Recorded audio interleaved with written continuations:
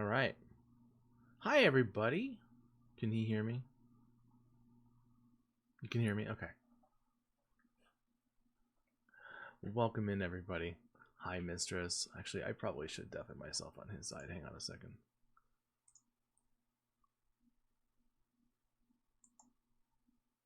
No, it's okay. Hammer's talking to his chat right now, and I'm talking to you guys. So all is well. So you guys can hear me okay? And he shouldn't be able to hear me now. You good? Okay. Yeah, so we're just going to talk for a minute. So everybody kind of knows what this is all about. This is how it looks for now. It's a work in progress, but I think Hammer really busted his ass to put together a nice overlay for us. Took a little bit of work to get it done. So yeah, so tonight is us. Yeah, Taz. I killed the what you call it, all the sound alerts and stuff for tonight. Sorry, friend, but hi Taz, how are you? So yeah, so this is what this is. This is us having a conversation. I think we landed on a new title for it. We were thinking like difficult conversations, uncomfortable conversations, and we landed on this for now. But I think the topic for tonight that we're going to approach, I think will end up being the title for our show, which is vulnerable, right? I mean, that's what this is all starting with. Is us, two men with audiences just being vulnerable, talking about the shit that's on our minds, regarding like just life experiences, the things that we made us the people that we are today, both good, bad, or indifferent, and also the things that sort of motivate us to continue, to help us, have empathy. Gonna be a minute. Oh yeah, no worries, guys. I appreciate all the work behind the scenes that you guys are all doing. I really do. So that's what we're doing. So I'm gonna see if he is ready to get.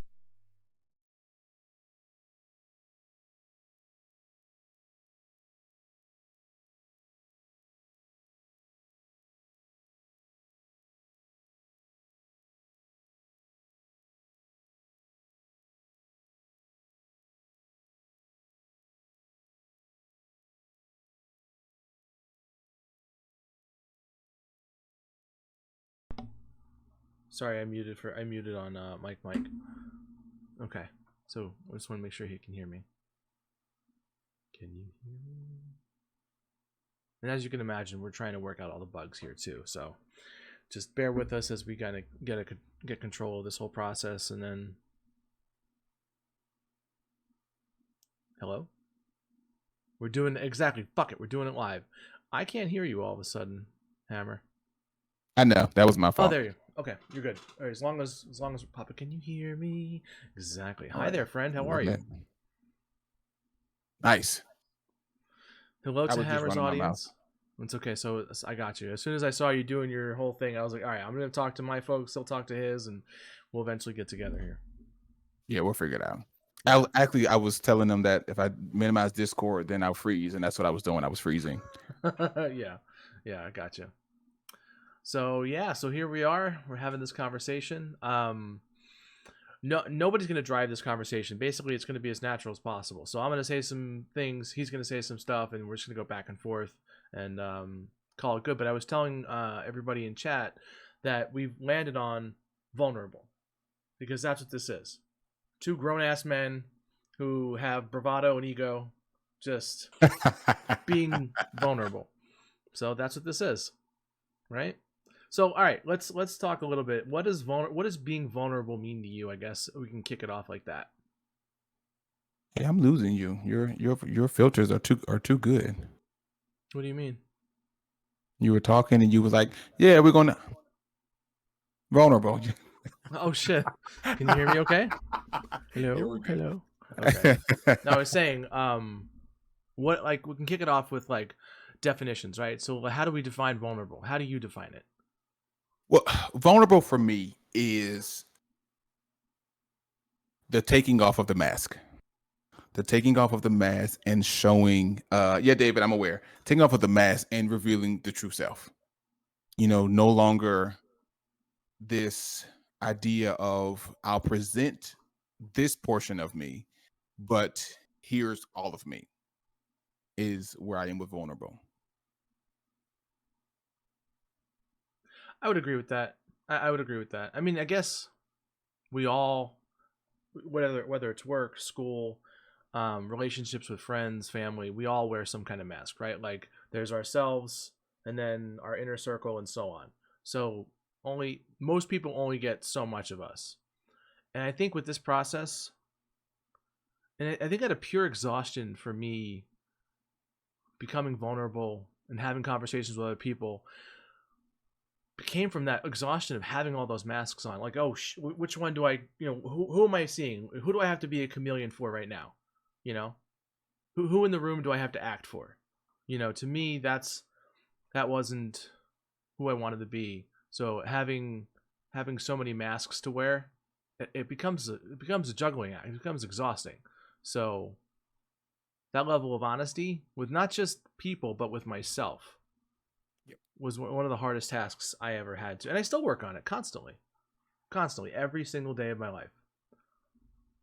Because it's a thing where you don't always, sometimes you have to come to the realization that you're wearing a mask.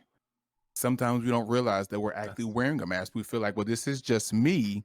This is just who I am. But in actuality, if you take the time to look at it, you might be one way with this group of people, and then you're different with this group of people. And to a degree, it has to be in a sense, but you're not the same all the time. Yeah, I agree. What's weird is, so, and I don't know, I'm not a psychologist of any kind. I like to pretend, though I know what the hell I'm talking about.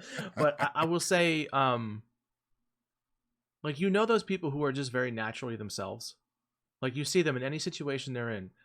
That's who Bob is. Like, anywhere Bob goes, Bob is Bob. He doesn't misrepresent. That's them. You know what I mean? And I've never in my life, even to this day, as much as I try, have been that person. And I'm not saying I want to be. I'm just saying I think there's a very important, and that's not the right word. I think there's a very, it's vital almost, of knowing yourself to be able to be that person in any space you're in, no matter what.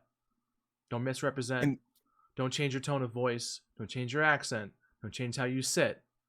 You're just you, period. I think it's a very rare trait.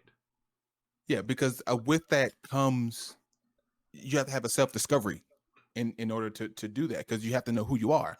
Because if you determine who you are, then you'll know I'm not being true to myself. And I know that's something that I struggled with for a long time. I was the chameleon. I was the Yes. one that I can fit into any circle and manipulate and blend in, because I'm one to observe. So I would observe what's going on, see who does what, and then slowly but surely I was that. And then come out of that and go to something else, and there I was, changing into something else. And so being the chameleon is part of where you lose yourself. It's that being the chameleon is where you acquire all of these masks. You're literally picking them up one at a time as you are changing and shaping yourself into what you see or your surroundings. And then when it comes to you knowing who you are, what you like, and those kind of things, you're clueless. You have no 100%. clue, because you never took the time to learn you, but instead you took everybody else and incorporated them into you. Whoops. Right. And that's drawn from fear, right? Fear of judgment, fear of betrayal, whatever it is. Like that's the thing that I know for myself. I'm like an amorphous kind of person. Like wherever I will fit into whatever mold you pour me into, you know. And I think out of I guess from that comes from experiences, in my life of being hurt, being betrayed, being whatever the hell brings us to that space. But then that becomes like an indelible mark on you. You're stuck doing that. You forever like you're performing. And call it a midlife crisis, whatever. But I'm tired of performing. I really am, and which is weird because this is performing. But I would like to perform as the person that I think that I am without any other filters or masks in place. I mean, Does and that I make think sense? I think you can perform you. You can If you know who perform you are, though, that's the j- thing, j- right? Like you just said it. exactly. Yeah. And so sure, we don't want no longer want to perform in the sense of presenting a false you. And so I can, but when you perform you, then that's something that you do every day. Because technically, if you want to be serious, if you go anywhere, it's a performance. We go Right. to work and we perform. But if you, as you said, know you, or as I said, know yourself, then when you perform, you're just you. And so you take performing and being you and make them the same, rather it being two separate, exclusive, independent things. I think I followed you there. Yeah, I would agree. I'm being honest with you. I want to make sure, like, speaking of, in terms of honesty, if I'm missing a point, I'm going to tell you. Repeat that, because I want this to be as honest and open as possible. All right, so let's take. Of course. So we both kind of have our rough definition. What's up? No, I'm preparing for what you get ready to say. Oh no, I was just going to say. So let's take our definitions of the word vulnerable, right? Because that's what we're focusing on. Like, I know it says difficult conversations above us, but we kind of landed on simply the word vulnerable as the Right. core title of this whole show, podcast, whatever the hell it is going to be. Right. So let's take it a step further. I guess, when do you have like a defining moment for you when you were able to start being vulnerable with people, whether, close or far, depending? Like, do you have a defining moment, or is it something that kind of came to you over time? I guess this is a goddamn interview now. Sorry. It's fine. I mean, so that's a very good question. And I put it this way: as I got older, well, let me back here. Let me back, and this happened to be convenient that I'm wearing the shirt that I am.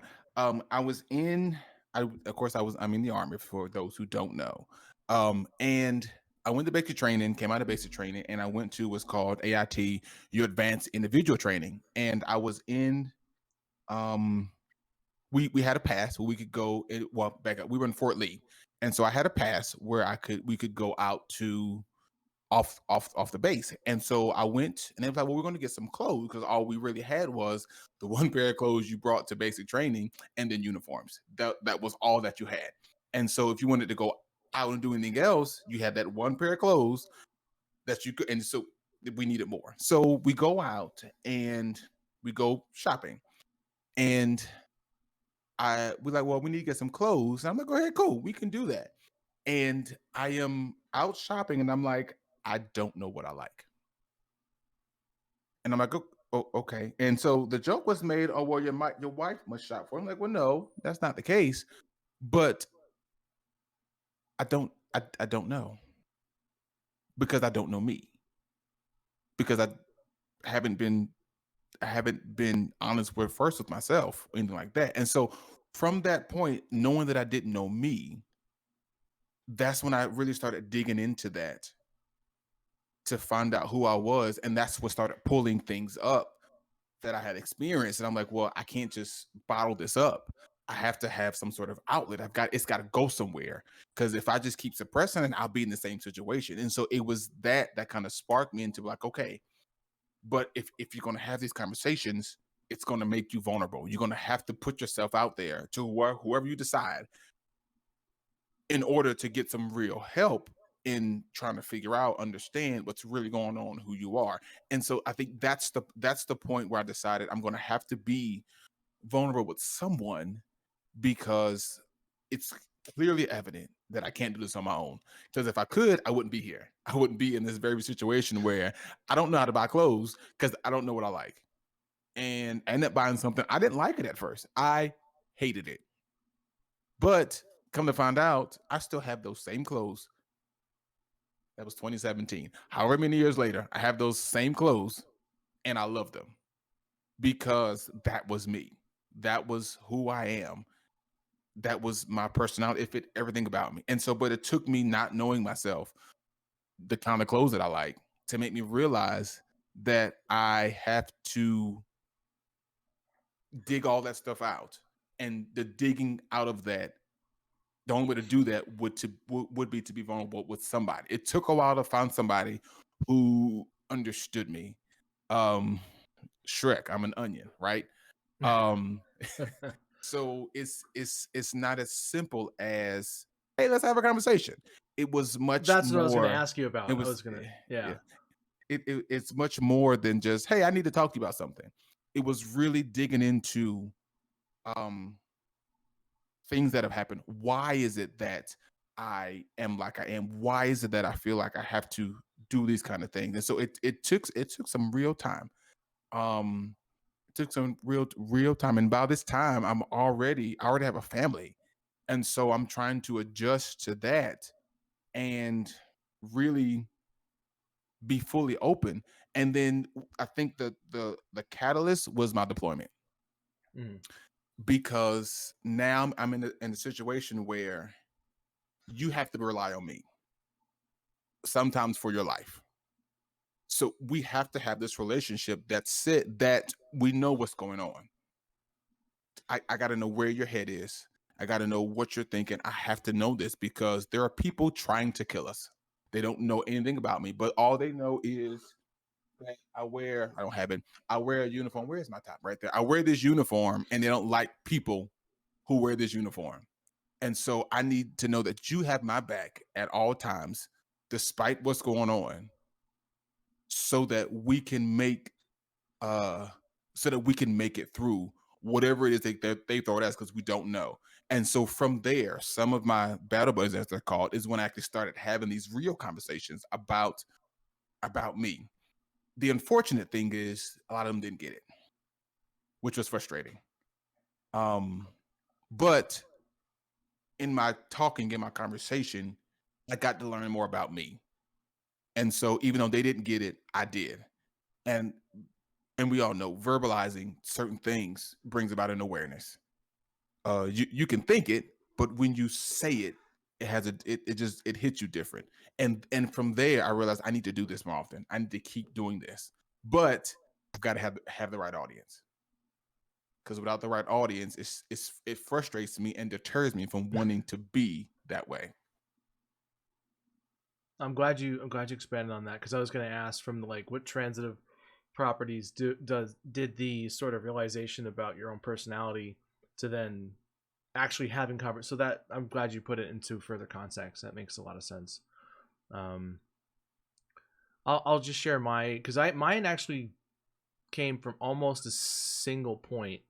So when I got clean from drugs, I think I just turned 30, literally like 2 weeks before, so a little over 10 years ago. And I don't know what it was that made me. I always had this thought about other people having their shit together in a much um, in a much different way than I did. Other people had it together; they understood the world more, and I just didn't know shit.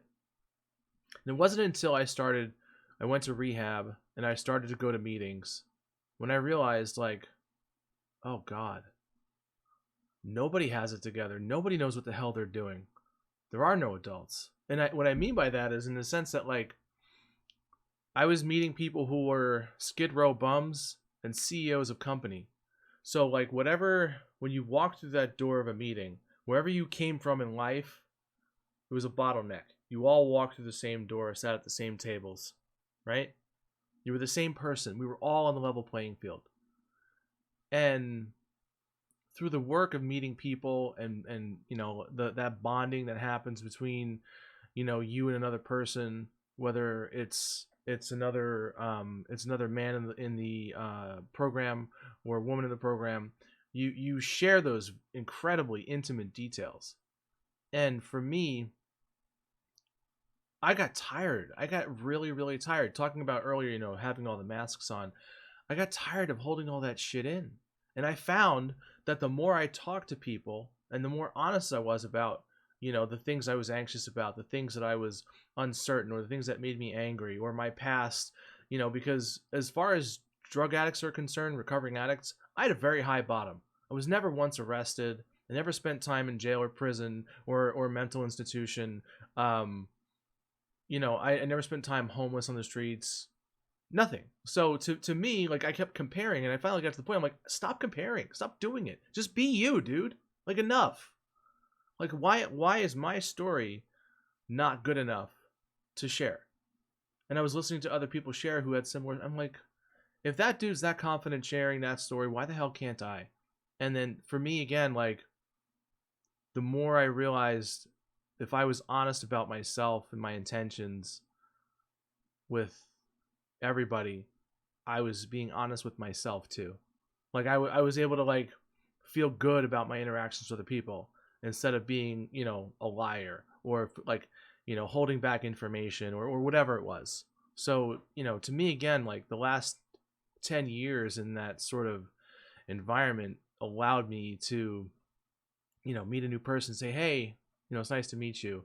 And then, like, 20 minutes later, have that, tell them, like, things about me that you wouldn't normally talk about, because in the end you find out so many people suffer so much of the same shit that you do, on some level, whatever it is, that by the end of the conversation they're thanking you for having the conversation with you, whether it's a loss of somebody or something somebody went through, or whatever it is.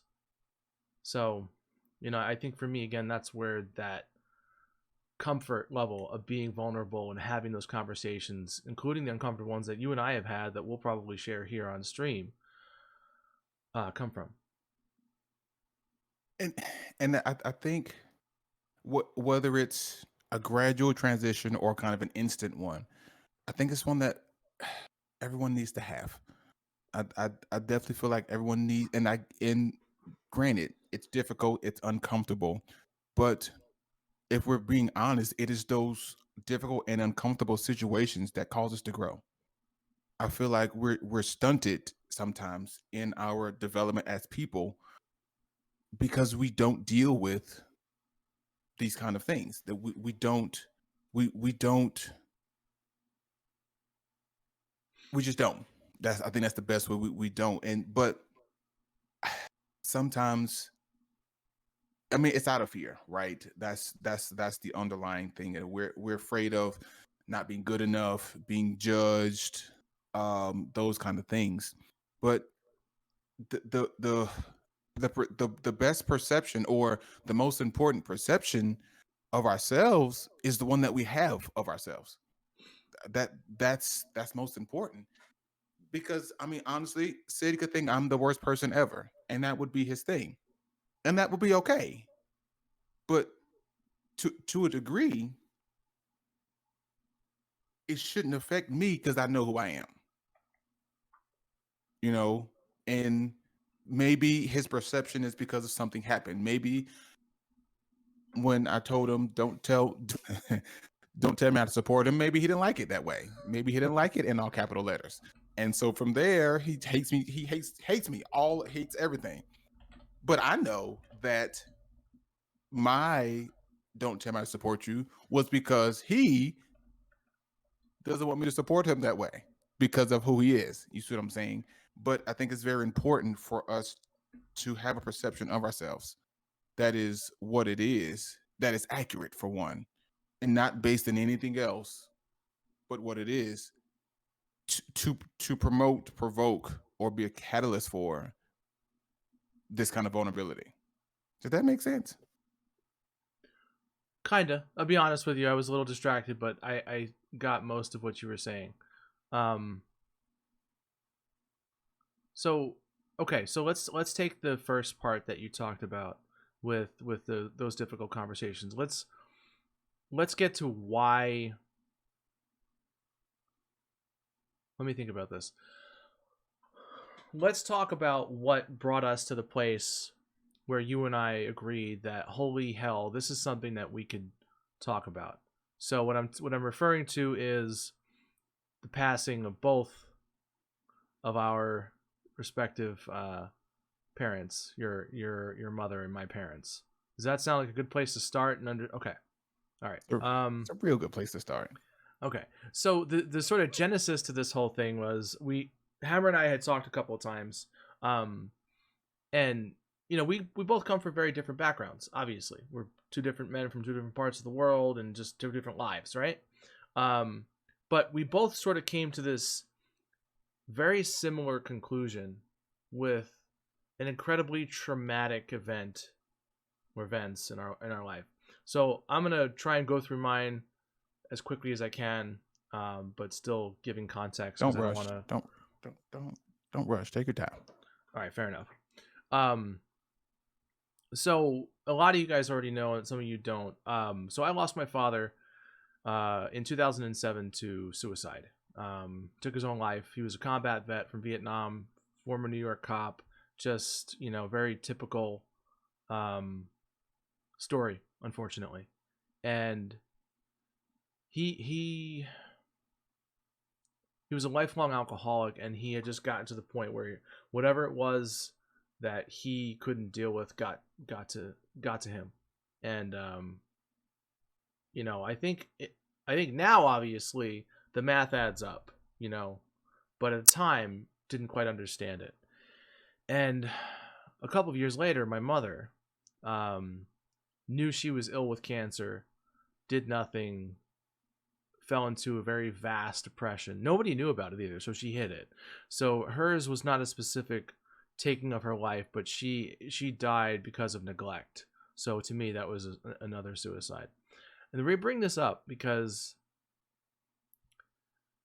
this is actually weird to say outside of our conversation, but them dying the way they did, their end of life, their end stage, was one of the best things that could have happened in my life. Now, I know that sounds weird to say, and what I mean by that is it was a turning point. That whole few years was a turning point for me because it was my identity. It's what I had grown up with. It was my parents, and I had a tremendous relationship with both of them, the people that I loved and adored, and they were both gone. And why the hell would them dying be a good thing? Well, it forced me to change a lot about myself that I was terrified to acknowledge, terrified to take action on, just terrified about. And I'm by no means, a perfect human being, nor do I ever want to be. All of that occurring at the same time put me on this path to a person that I'm really proud of today. And 10 years ago, I would have never said I'm proud of myself for anything at all, in any way, shape, or form. So I think I've captured in an appropriate way what I mean by the best thing that could have happened to me. Because again, it was this horrible scenario that I would never have, dreamt of happening in a short time, and it propelling me forward to say, okay, it's time to just do this. Because I could have easily gone the other way and fallen into that dark, awful place forever. So that's what I mean, and it didn't happen overnight. This realization didn't happen until a few years after, when I had gotten clean. I had repaired relationships that were destroyed. I had rebuilt my life with my wife and my own personal career, and started making specific motions to improve my life. But again, it would have been different. It wouldn't have been as a traumatic an impetus behind my movement in that direction. I don't know the man that I would have been had they not died the way they did. This is all I know. And I know that those two events happening was what propelled me to grow into the person that I'm proud of today, that I'm working on, constantly. I don't know. Did that make sense? Did that encapsulate our conversation before? Okay. Yep. Yeah, it makes perfect sense. And with me, and I've told this story before. My mother, she had some medical issues, and I was aware of that. One of them was high blood pressure, but some of that was as a result of some of the things that she was going through. That for whatever reason, pride probably be the main reason she wouldn't let anybody help her with. And so I'm at work. I just got a new job. Um, at this time, this is 2013. I was starting at the company that I work with now, and my brother, who we have different fathers, and his father had passed away 5 days prior to this day. And so he said that he was going up to Philadelphia where his father lived, him and his wife, to be up there. And my mom, I was going to go and pick up my mom from she lived about an hour and a half away from me. And I was bringing her to where I was. She could hang out with me for the weekend. And so uh he told me then, he said, well, mom's been having chest pain, so keep an eye on her. Cool, I can do that. No problem. Well, what happens is I said I'm gonna call, I'll call her when I'm leaving work. I get off at 5 o'clock. I'm gonna call her and say, hey, I'm on the way, and that way she'll be ready. Well, I call, nobody answers. I'm like, okay, well, maybe she's asleep, whatever, fine. I'll go ahead and go. And so I talked to my brother and said, hey, have you talked to mom? He's like, no. I said, okay, don't worry about it. I said, well, you call, I'll call, and whoever reaches her will call the other. Cool, no big problem. So I'm going down the highway. I get a call, my brother's hysterical. What's the problem? He says, I need you to get to my house as soon as possible. The ambulance just left. I'm sorry? What? Cool. So me in my fairly new Jeep Patriot, and I am flying down US 1. I think the had 120 on the dash. It would only go 108. I did that. I wasn't dangerous in driving, but I'm just moving quickly. And so I get to the hospital, and they just finished work on her. She's passed away. In that moment, I realized everything has changed. I realized life as I know it is no longer. But at the same time, okay, but Russell, this is your time. This is the time for you to step up and do and be what it is that you were intending, you were trying to be, that your mother didn't let you. A lot of things that I wanted to do, even for her, she wouldn't let me do. And it bothered me, but she's my mother. What am I going to do? Right? She has a way of putting me in my place very swiftly, be like only mothers can do. But it was at that point that I realized you have to do this. You have to be the person that you know you're supposed to be, because now there's nobody to, even though they want you to, even though they held you back from doing it, there's nobody to propel you into that. Because of course, like, mom, this is awful. I hate it here, before I even knew that was a thing, all of that. And she's like, well, sure, you can do this, you can do this. And I'm like, cool, but cool, no problem. Because at this point, my father wasn't really in my life as he is now. So my mom was all I had. And so, it was me talking to her that she'd be like, well, this and this and this, give me pep talks. I can do that. Well, now I'm at this point now where if she talks to me, I've got bigger problems, right? If she says a word to me, I'm burning the hospital down, and I'm never coming back, right? So, cool. At this point, Russell, you got to step up. Not that you're doing bad or anything like that, not that you don't have it together, but you got to tighten some things up. You got to get it together, because the one that was your crutch has been kicked out from under you. So what you gonna do? And so it was literally in that moment, as I'm calling my supervisor, holding back tears. And anybody who knows me, I hold emotion like a strainer. It's gonna come out, just come right out. And so Yeah. I'm on the phone trying to keep it together. That's I said hello. She said, what's wrong? And I had to pause, and I had to lip. It get to moving. And I told her.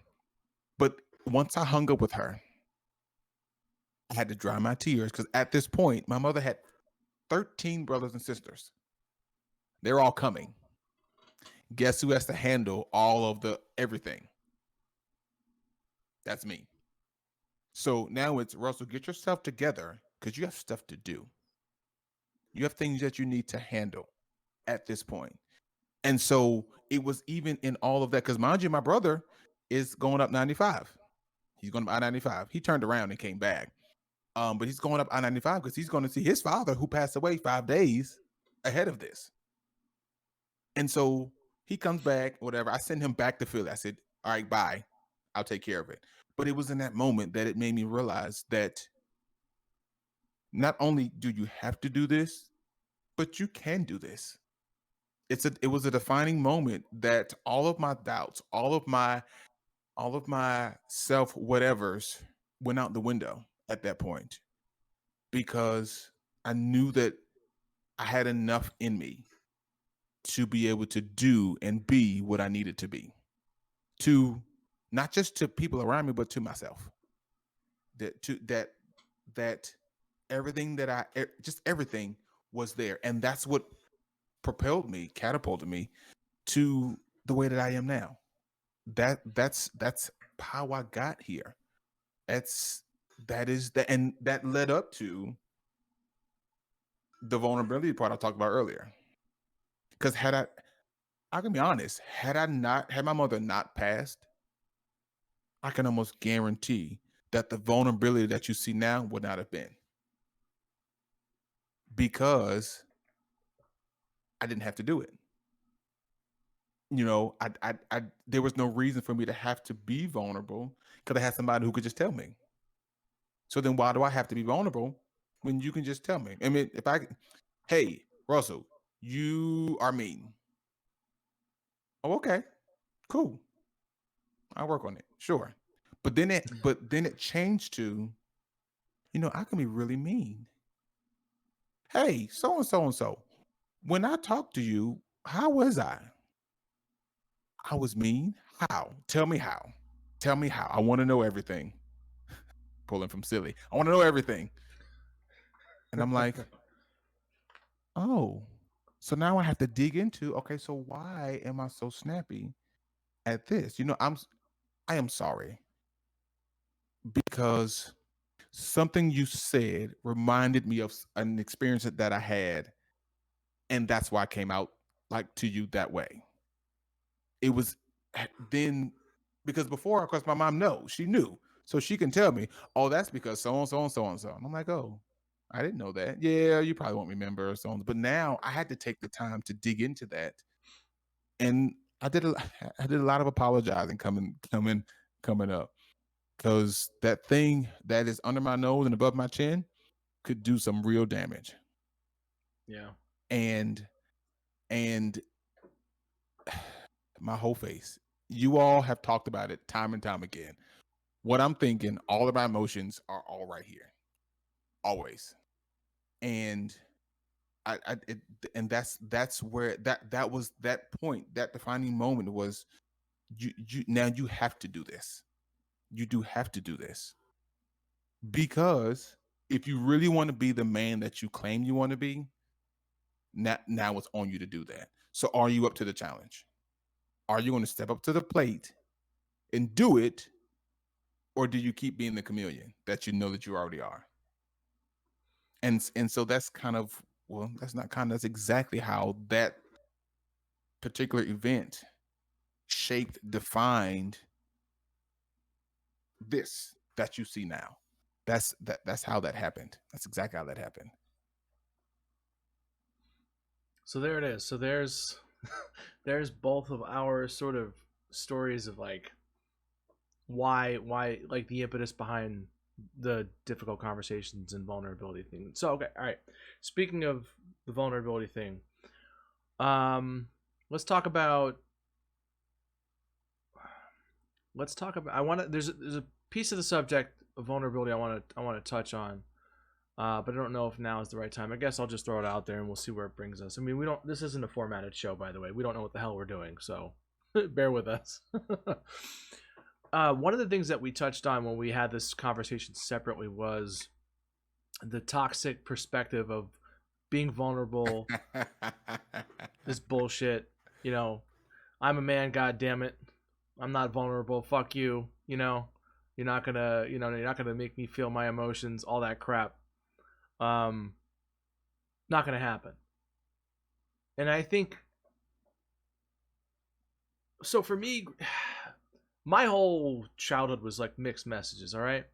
I grew up with a guy who was a combat vet who said, if you ever go into the military, fine, but if you're deployed, I will shoot you in the leg and go to prison so you never have to go. Because he had been his father, his grandfather, he didn't want to see another male in the family go. But on the same token, this is a guy who called other guys that didn't go into combat. You know what I mean? Like, so it was a series of mixed messages. He was a guy who was open and vulnerable, but also closed off. So that's what I learned from, and I just never liked exposing that part of me because, I didn't want to be hurt and be called all kinds of names by other guys my age. Especially when you're a teenager, who the hell wants to have these kinds of conversations? This isn't the shit you have conversations you have when you're that age, especially when we grew up. I mean, you and I are about the same age within a few years. Right. Maybe it's different now, and I hope to God it is. I look at my nephew, he's 12, he's going to be 13. I mean, that kid is a million times brighter than I was at his age, and thank God for that. I have a much healthier outlook. But, I mean, even guys our age and older, like, there is a movement. I mean, people, okay, so I'm off on a little tangent. So I have a mental health tag on my channel all times, right? Because to me, I think no matter what the situation, it's always important to acknowledge, to talk about it. Because again, I think, oh yeah, there's this huge focus on mental health and getting better. And while yes, we need to have those conversations, do people really mean it? Like, are we having the conversations we need to have? Are we actually broaching the subjects that we need to broach? If a lot of people have suffered trauma in their lives, whatever it is, are we getting the adequate help that we need? I mean, you're a combat vet. Are you getting the help that you need? Whatever. I'm just saying, like, are we doing what we're supposed to be doing? So I know a lot of that it's talked about, but it's also still laughed about. Like, fuck you, get over it. Stop being I'll just say it, stop being a bitch, okay? Period. That's just what people say. And I've heard it my whole life. And like Alien says here in chat, suck it up, Buttercup. How there is a time where you must take what you have and move on with it, whatever it is.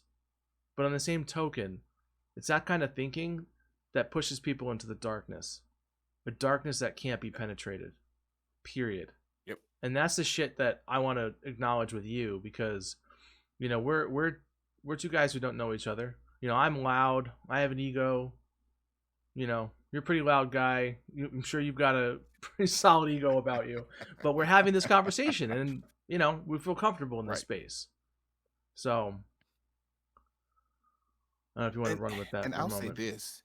I do. I'm gonna run as fast as I can because I got it from slow down. like You tell me. like you said, I got it from two sides because I got that, and let's take it all the way there. As a Black person, it had to be. You have to be strong. You can't be this. You absolutely cannot because they are trying to suppress you. They are trying to do whatever.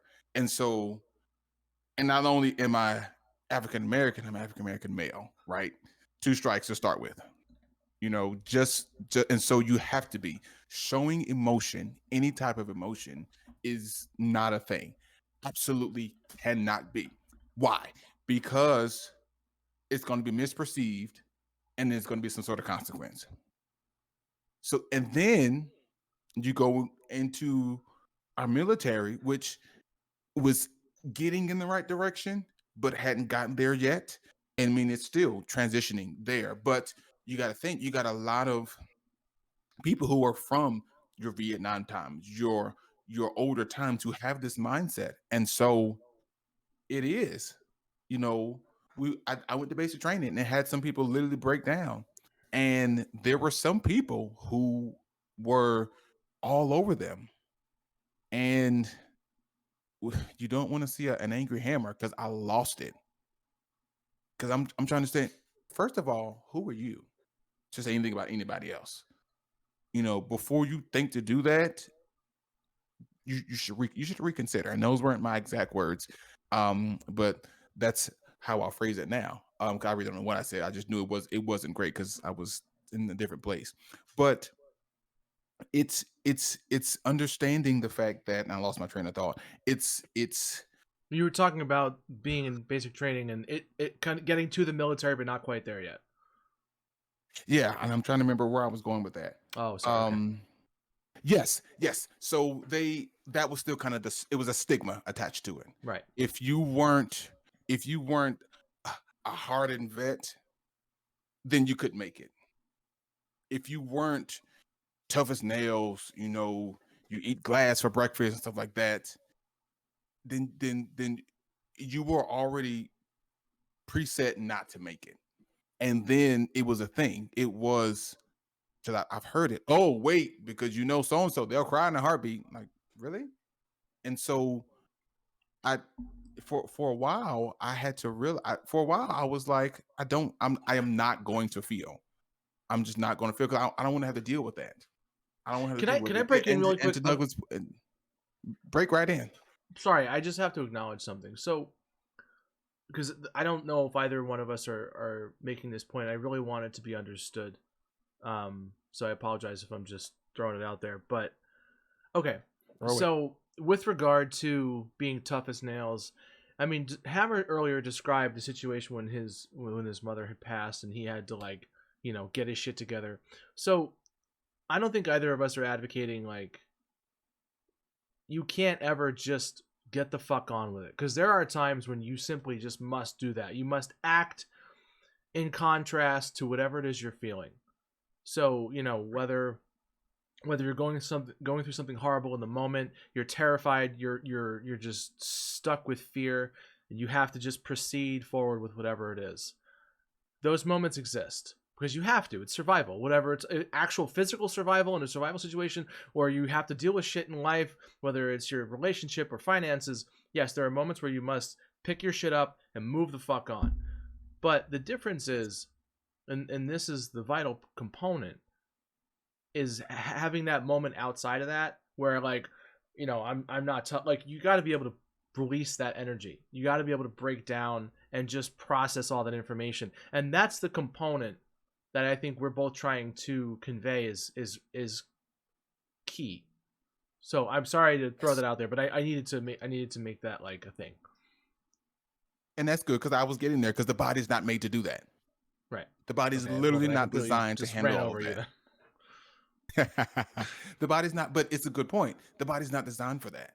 And so it will cause all kinds of other things to go on, just not releasing emotion. The withholding of emotion can literally kill you. It can literally result in your death because it affects the parts of your body. It could come in the form of sickness. It could come in the form of mental illness. It could come in many different forms. And so it has to be a thing. It is absolutely a thing. We were made, created with emotions, and we were designed to have to express those emotions. And we should have a space where we can express them and not be judged for them, not be criticized, not be made to feel any less of a person because we have emotions. And a lot of times as males, we don't have that space. It's again, we're getting better. I will say that we're getting better. But as Sid said, growing up, it was not that. There was a situation where my son, he fell and he scraped his knee and he cried. Doggone it, the way he fell, I'd have cried too. And it was said to him, stop crying because you're a boy. I will be honest. Had that person not been on the sidewalk, I probably would have run him over with my Jeep. Because my thing is, so what? He's You're not hurt. allowed to feel I pain, tell you what damn you it. do. What's wrong with you?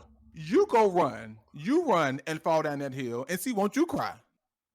I'm like, okay, so he's a boy. What's up? And then even some of the people that he interacts with, that he has to be around, have said to me, "Oh, I have to be so and so because he's a boy." And I'm like, well, what does that even mean? And it's like, well, because I know boys and so on. And so then me, being like I am, I said, so because the particular person was a female, I said, so how many days have you been a male? Tell me, how long have you been a male?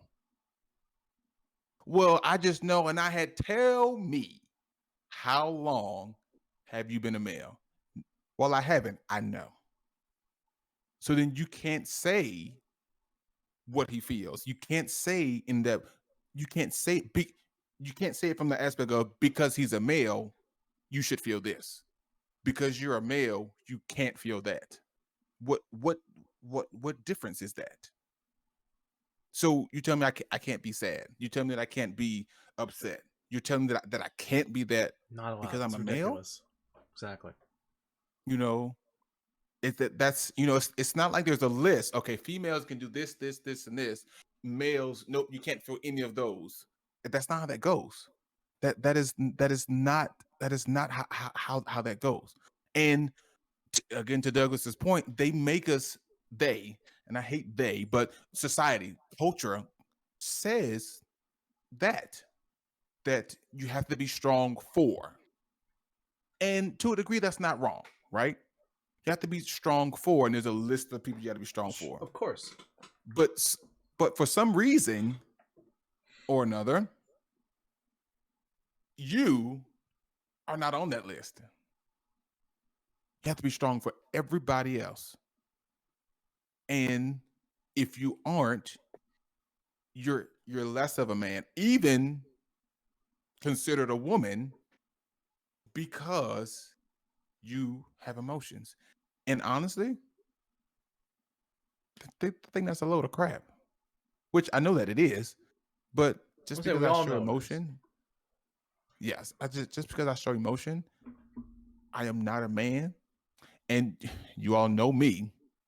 I'm not a man, but everything that I see says otherwise.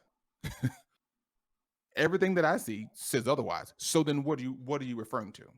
Are you referring to the image of a man that you've created? I tell you what you do. You take that mold, you hop in it, and you be that, but I'm going to be who I am. And but I think it's so unfair for people to grow up into that. I think it's so depriving, because you don't get to live. You don't No. get to enjoy You don't get life. to be comfortable Exactly, in because your own it's skin. always having to live up to this expectation Yeah. Yeah. that 100%. somebody just made somewhere. 100%. And not only to that, like, so again, we all agree there's moments where you have to suck it up, move the fuck on. Fine, whatever. Okay. But as like a mode of, I mean, because that person you're talking about, like, if she had a son, say, hey, you're a boy, stop the crying bullshit. If she says it to your son in that moment, you know for a fact that that's her way of thinking.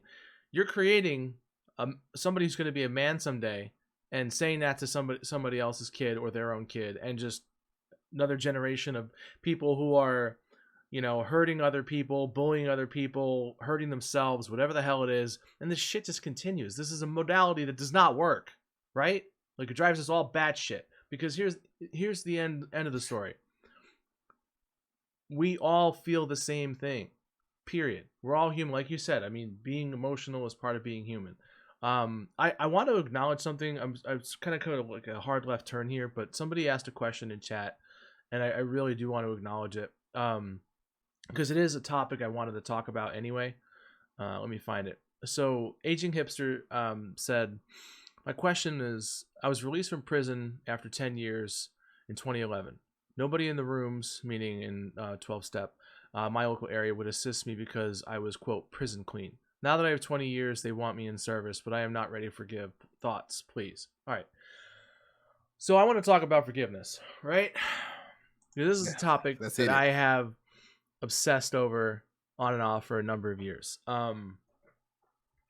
Okay. So aging, if you're still here, this is for you because this is a topic I love. So there was a documentary I saw a number of years ago about a woman. Her name was Ava Kor. I don't know if you've ever heard of it. It was called Forgiving Dr. Mengele. You're aware of who Dr. Mengele was, right? I've heard of it. Mm-hmm. Okay. Trigger warning. This is going to be a discussion about, Holocaust survivor, blah, blah, blah. Okay. So Dr. Mengele, for those who don't know, was basically a horrible human being during the Nazi era. He was a surgeon who did a vast number of terrible things to a lot of people, this woman included. Okay, she had a twin sister. Her and her sister were in, I believe it was Auschwitz. They suffered all kinds of terrible things. Her sister passed. She did not. She moved on. Okay, so she lived her whole life. And at one point, as she got older, she decided to forgive this human being, this monster, this terrible, awful human being. And she got a lot of shit for it, not surprisingly. And the forgiveness was not for him and what he had done. The forgiveness was for her and to get rid of the shit that she carried. And she didn't just say it. This wasn't a woman who was doing a TED talk and wanted a conversation with and go on a speaking circuit. She felt this to her core. Like, as much as any human being could feel forgiveness for another person.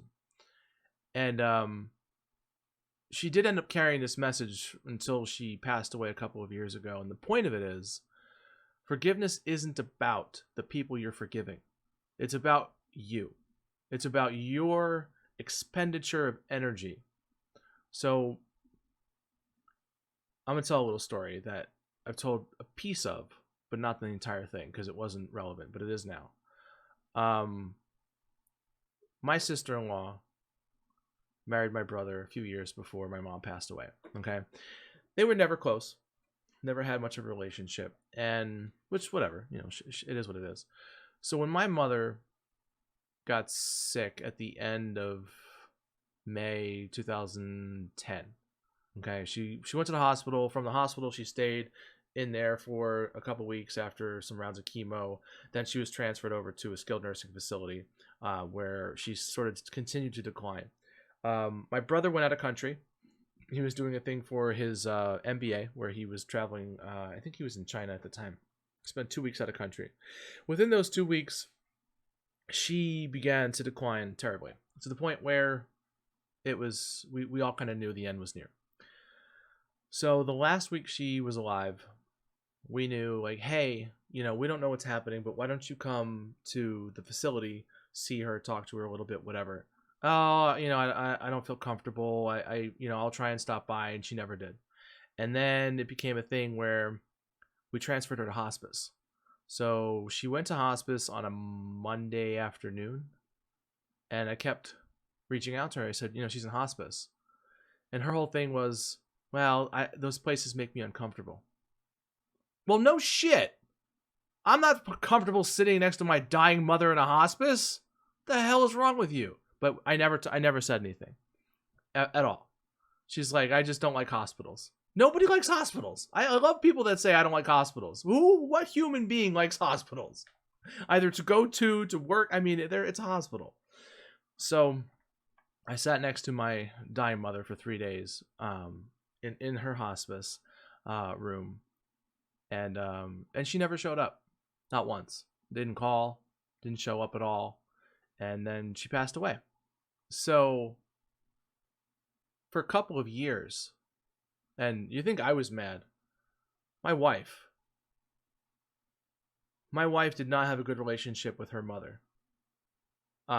So my mother kind of adopted her as a daughter. I mean, they just adored the ground the other walked on. I mean, I've never seen anything like it. And when my mother died, my wife basically lost her mom. And you guys don't know Chippos that well. Let me tell you something. That woman is made of fucking fire. Uh, just to say the least. If she doesn't like you, she will let you know. And she kept it contained for a long time because we had to be family. You know, we had to be around each other.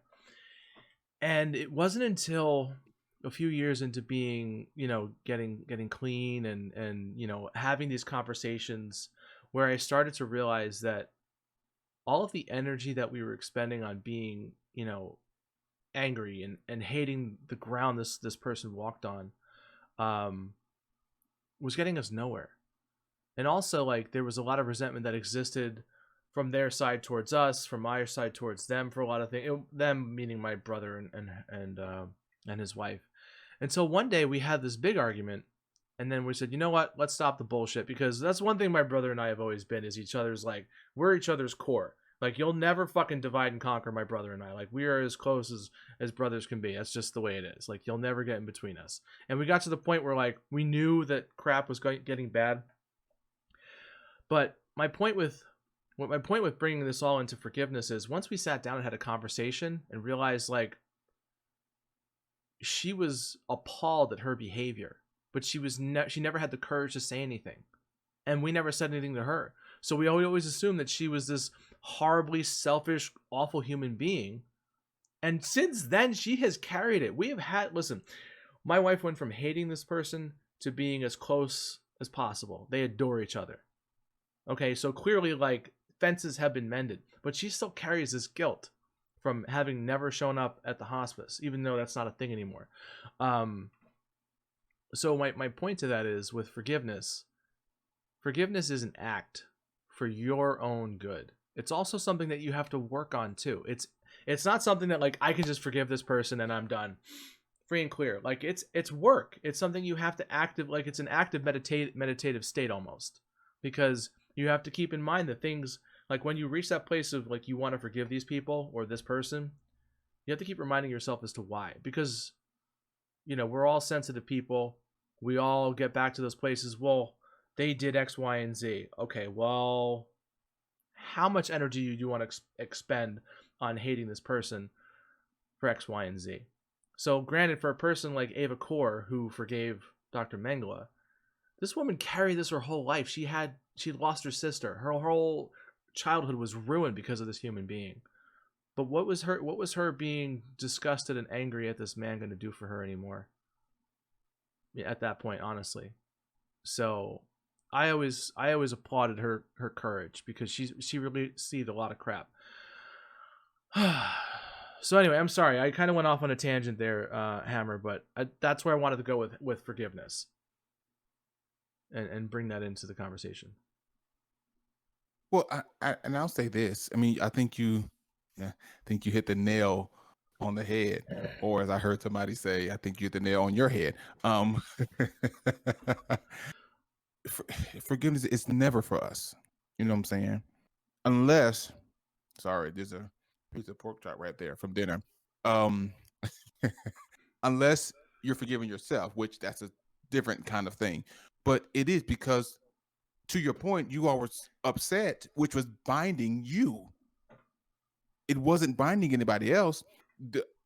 Your lack of forgiveness binds you. It puts you in a space where you can't have relationship with something or somebody because of something that you're feeling. While your feelings may be legitimate, what are they doing? What effects are they having?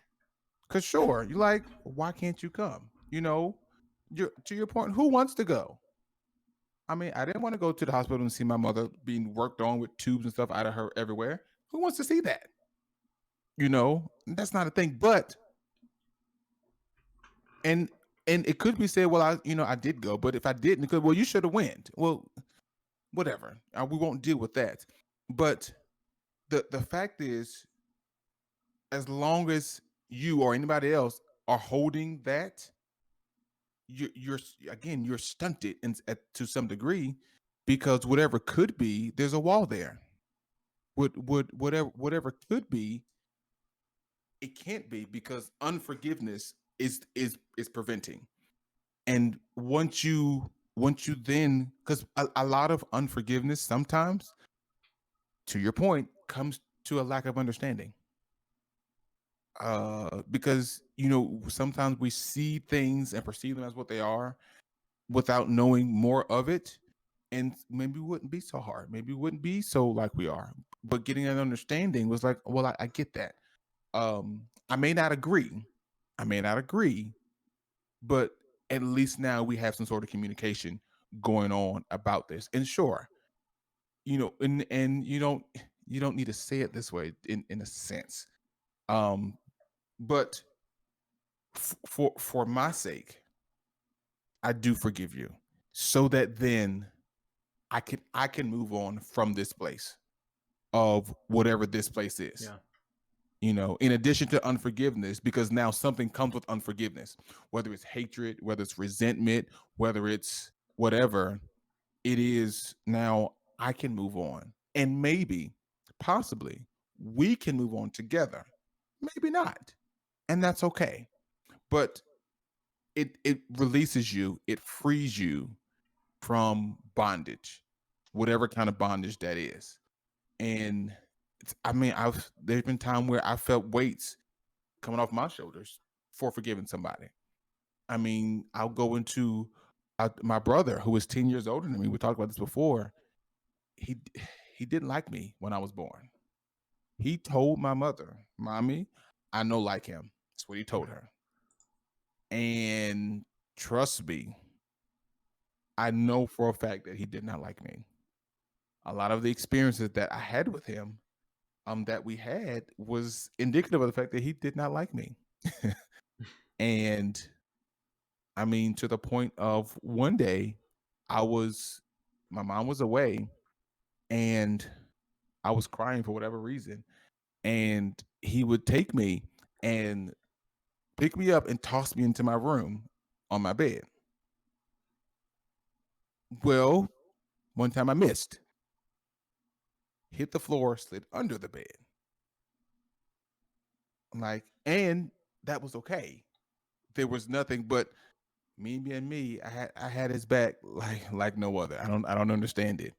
Um, but I'm like, but you're showing me how much. And so when I got older, our relationship was awful. It was terrible. I'm like, dude, really? I remember. I would tell him. He was like, "Oh, you remember that?" Yeah, I do. And my mom was, because we argued all the time. We argued. Is it daytime? It's an argument. The sun is clearly out. Somebody's right, but we are arguing because we did not get along, and it was because of that. And it was me, because I'm holding on to. But you did this to me. You, you did this. You did this, and so I did. And so at some point, I said, "Listen, we need to have a conversation." He's like, "Oh Lord, here you go." I said, "Yeah, that's right. We need to have a conversation." Yeah. Um, and I was like, "Listen, I've been doing some thinking." He did it again. "Oh, that's you thinking is a never a good thing." I said, "Well, stop talking so I can finish what I'm saying." And I realized that I've been harboring unforgiveness for the thing that you did. Granted, they were not great, but it's water under the bridge at this point. There's absolutely nothing I can do or you can do about that now. We, at the time, because my other brother, he's technically technically not my step brother, but we're close enough that we're brothers, and that's just the end of that. But I'm like, you're my only brother, and the relationship that I want to have with you, I can't have, because I'm holding on to all this stuff. And so we had a long conversation. He apologized for a lot of stuff, and I did. I was like, you know what? I'm good. I forgive you for all of that stuff. We're good. Now let's start over.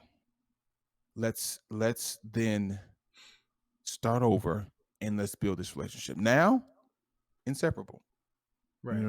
Beside the fact that he lives in Florida, if we were here, we'd be always together. But it was me holding unforgiveness against him that prevented our relationship from being what it could be. And so that is, again, to your point, that's what holds us back. And so he could have apologized till he was blue in the face. But it would have done no good until even if I didn't accept per se his apologies, I still had to forgive him. And even if he never apologized, it was still me having to accept his, or me having to forgive him, that would push me into something else. And so, again, forgiveness is mainly for the person holding unforgiveness. Now, it could be a weight off the other person's shoulders as well. Depending on the person, they may feel bad. They may do, all these things that goes with that. To if they've done something, and it can be a weight off their shoulders as well, to know that you are at a point where you can forgive. And so it does both. It has potential to do both, but it always is for the person harboring that. Always, always 100%. Absolutely. I do want to expand a little bit more on the forgiveness thing too. So Alien makes another point about forgiveness being very difficult to do, especially for people that have destroyed your life, which is 100% completely fair, because when your anger is righteous, ooh, nothing feels as good as righteous anger. Holy fuck, that's a drug, man. Because not only are you right, but fucking A, are you right? But here's the thing. None of it matters. Doesn't matter, because those people don't care. The idea behind forgiveness is again, to go back to the earlier theme, you're releasing the energy, because it doesn't matter. You're not getting through to that person you're angry at. Whether it's a parent who abused you or a loved one who betrayed you, you're never getting through to that person. So what you do is, and this isn't something that's done overnight, and it's likely something done in some kind of mental health practitioner's office or whatever. You find the way to see what type of person they are, and I don't want to say compartmentalize it, but you have to do an analysis of them to make it so you can say, okay, you know what, I forgive them because I don't want to hold on to this shit anymore. They were an abusive drunk. They were a philanderer. They were whatever the fuck. You have to be able to take you have to almost separate yourself from the situation. Look at them as different people than they are, and take away what they did to you in order to be able to have that moment of, okay, despite all of it, I forgive you. Because again, like, you're never going to get the true revenge that you want. It's not going to happen. And I'm not saying justice can't be served, in certain situations. Like, clearly, we live in a world where that needs to happen. Like, if something is done to someone, okay, fine. But forgiveness is more about just excising that emotional cancer from your body and discarding it. Period. And it's easier said than done. But don't misunderstand. I'm not saying when you forgive somebody, you have to go skip off into the goddamn sunset together at all. That doesn't have to happen. Should you forgive someone that has no remorse for what they have done to you? 100%. Because again, it's not about them. It is about you. It is 100% about you. It is about again, going back to this Ava Core person. Do you think Dr. Mengele felt bad about whatever the hell he did to her and those other people? God, no. That was his whole purpose in life. And then he died. The forgiveness is about knowing what a monster this person was, and knowing that she had all this resentment and hate and just vitriol just inside of her. And again, it was righteous. It was righteous because he was a horrible human being. But where did any of that righteous indignation get her, or get anybody? Where does it ever get anyone? It's just like, if somebody talks about their father who abused them, fuck that guy. That guy was garbage. I hope he burns in hell. Okay. I'm not saying you have to say nice things about him, but that level of fury just ends up burning you out in the end. It never ends up being good. Ever. Ever. Exactly. Letting go of the venom you're holding. It really does consume you. Because we all have had moments in our lives where we've been betrayed or hurt, where we could sit here to this day and feel that same thing. but in the end, it doesn't do anything. And please, again, I really want to stress this whole thing of like, just because you're right doesn't mean you're right. In the sense, so I love this analogy. Say you're walking down the sidewalk, okay? Bus driver down the street coming the other direction, drunk off his ass, loses control of the bus. He's coming at you, okay? You are right to be on the sidewalk, okay? It's your sidewalk. You are walking in the correct direction. This, excuse me, earmuffs. This motherfucker is still coming at you. What are you going to do? I'm right. He shouldn't be on the sidewalk. He's driving toward me. I belong. He belongs in the road.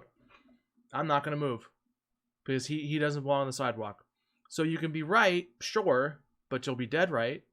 You're still going to end up dying. It's just the way it has to be. You have to acquiesce to a situation that you may not want to in order to live a healthier life. If I think I sort of wrapped up all my bullshit points into one nice fine bow. But I think you make a really good point in being right, because sure, your anger, your whatever could be justified. It's, not neglecting the fact that what was done to you, hurts, and you have feelings behind that. However, that's the turning point there. What if you want somebody to hurt like you did? What makes you any different than that person? Can I stop you for 1 second? Because Alien makes an amazing point. He says, well, not to be cruel, but my revenge has been completed against this person because what he had to go through in the end, being filled with regret and for wishing revenge on him, and I am still hurting. Well, isn't that the point? I mean, isn't that the point of the whole thing? You've exacted this, again, righteous, just, I am on the side of God and all that is right in the world and universe. And yet here I exist. Nothing's ever resolved from it. Again, with Donnie saying, I can't be an inch beyond cordial, you don't have to be. No one's saying you have to be. No one says you ever have to approach the person. Forgive without communicating. Forgive internally. Talk to somebody else. Pretend that person's like, hey, look, I forgive you. Even though you're not that person, I'm not going to punch you in the face. So, I understand this whole thing of forgiveness it's an exercise. It's a daily exercise. So, okay, sorry, I jumped in, but I wanted to acknowledge. Yeah.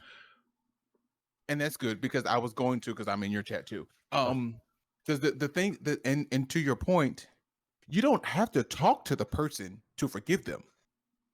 You don't have to do that. You don't necessarily have to have a conversation to forgive them. You can, as Sid said, you can forgive them within yourself. You can forgive them if you never see them again. If you never, ever meet them again, you can forgive them within yourself. And that then starts this process. And Donnie, you're right. You don't have to be, good morning, how are you? Keep it moving. You don't have to be, dabbing it up, we getting hugs and stuff. We don't have to do that to demonstrate forgiveness. You don't have to do that. But it's within yourself that, you know what? This negative energy, it goes back to that. I just choose to release it. I choose to release that for me, not for anybody else, for me, because at the end of the day, I'm the one really being affected, right? They're going on with their lives. I'm the one all jacked up. So because I'm holding this, so it's up to me to forgive, because again, that's something that I can control. I can control who I forgive. And then that from there is what again starts this process of moving forward. And again, not to be triggering, Alien. So please take care of yourself. All right. Please make sure that you are taking care of yourself. Yeah, if you have to step away from this Um, conversation, please do. I understand it is triggering yeah, please, some of this. yes, yeah. So 100% do. But just for all of us, um, I mean that it's a good point. I got my revenge, and I still feel horrible. Right. The very thing I would want to happen happened, but now I feel worse or just as bad. Is because it's not the revenge itself. It's not the that's not what it is. It's because I want you It to acknowledge what you did to me.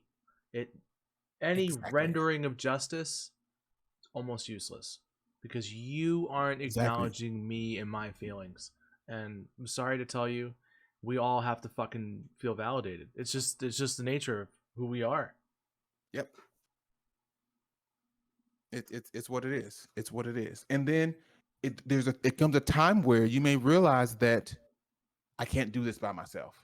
I ever said just hit it. She just hit it. I can't do this by myself. So at that point, you need to come to the realization that, hey, all right, I want to, but within myself, I can't right now. I can't right now. So then let me seek out somebody who can assist me because I want to. I really want to. But I just can't. And that's a thing, right? There's nothing wrong with that. You may not just be able to, you may not be in a space, it might be too fresh, it might be too whatever. But then it comes to a time that's when you need to reach out to whoever, preferably a mental health professional, preferably because I mean, they're trained in those kind of things, right? Right. They're trained to get past the mask, right? To get down into it in order to be able to determine, okay, okay, so this is the root of it. This is where it starts, and this is what we need to deal with. Because if I chop it off at the top, it can grow back into something else. Well, and not Usually just will, that, but if we just can get I have to add too. So not just getting to the root of things, but helping you cope and giving you tools, specific therapies to deal with, especially when we're talking, let's be realistic, a lot of this is trauma that we've all experienced in our lives. mhm, And there's a lot of ways that trauma is handled depending upon what the trauma is, how many other sort of mental illness, mental health comorbidities there are, so to speak, that might also be making it worse. So, yeah, I mean, outside of just getting to the root of things, being able to help you process all this information. So that's why, like, mental health awareness isn't simply about talking about it, it's talking about it into the right person, to in the right forum. Like, this is a great conversation we're having, yep, but in the end, we're two schmucks in two windows. What the hell do we know? you know. Um, exactly, and exactly, and I think that's good because that was my point. Because I just like to right, interrupt so people. That's what I do. no, you're good. Um, let's say you keep having headaches, right? Let's just do that. You keep having headaches, and so in the meantime, you're taking Tylenol to relieve the headache, but we need to find out what's causing the headache. We need to find out, we need to deal with that. But in the meantime, you're having headaches. So you definitely got to deal with it. Definitely got to feel with it, deal with it, and learn how to cope with it. But it's once we get to that root that we can prevent the headaches altogether. But that takes time. That is not it's not a you close your eyes, you open them again, and we're good. Take some real time to be able to do that. But it's not impossible. It is not something that cannot be done. So, I mean, I would urge everybody, if you feel like you're stuck at a point of unforgiveness, then it's time. It's time to get some assistance, of which there's nothing wrong with, because then there's a stigma attached to that too. Oh my god. There's nothing wrong with that. There's actually nothing wrong with that. Exactly, you're being preventive versus reactive. And even um responding versus reacting, that as well. And so, knowing that there's a thing, let's go ahead and, because it's only going to make it worse. Unfortunately, bad things don't get better with time. It usually doesn't. Unforgiveness does not get better with time. No. Because No, it then, doesn't. of course, as we continue to as we continue to justify it, we add more to it. Because you'd be like, you know what? Because because then you knew what you were doing, adding something else, and and it can be all consuming. It can literally consume you, and that's not what you want. I don't want to keep going on and on about the same thing because I'll repeat myself. But that's the Yeah. thing. So it's just a matter of making sure that you're taking care of it, finding out that it's there, and then getting it handled before it turns into something a whole lot worse than what it is. Yeah, I agree. And I want to make one final point about forgiveness too before we kind of move on to the next thing. Um it's it's important to know that forgiveness is a process. It's not something as simple as I forgive this person, because if you're saying I forgive you through gritted teeth, you have not forgiven that person. You're just trying to act as if. And while that works in some scenarios, it does not work in that. Don't rush it. Don't rush it. Take your time. It doesn't happen overnight with it. Like anything, any form of growth, give it time. You know, um, it didn't take it wasn't an overnight process for myself and my wife to forgive my sister-in-law. Um, and I just use that example because that's the one that comes up in my mind immediately, and then I've already told the story about. And that's a surface thing. Like that's just personalities just clashing. Imagine how much more difficult it is if something happens to somebody because of somebody else's actions. It's gonna take time. So if you want this sort of like, I want to be able to forgive this person, but I can't do it, don't rush it. Don't hate yourself because you can't. We all feel what the hell we feel. If you're still wanting to feel forgiveness and all you feel is hate and fury for this person, well, try again tomorrow. Try getting that help you've been meaning to get.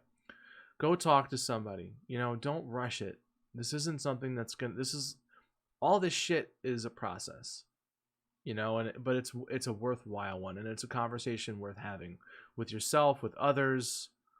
So that was just my final point again about the forgiveness thing. Just don't expect it to happen overnight, and give yourself a break with it too, because otherwise, like anything else, you drive yourself crazy trying to make it work. Square peg, round hole kind of thing. So we were planning on doing this for about 2 hours. We've got about a half hour left. I mean, I don't know if we want to get to a place where we start wrapping up, but gonna continue chatting about stuff. I don't know if you have any questions that you want to ask chat or whatever, or you want to move on to a different subject within the vulnerability thing. I think and let me see if I can word this the way I don't want it to be one of those things where you think it would and words become hard and Sounds sentences great up as they can here, but be. God.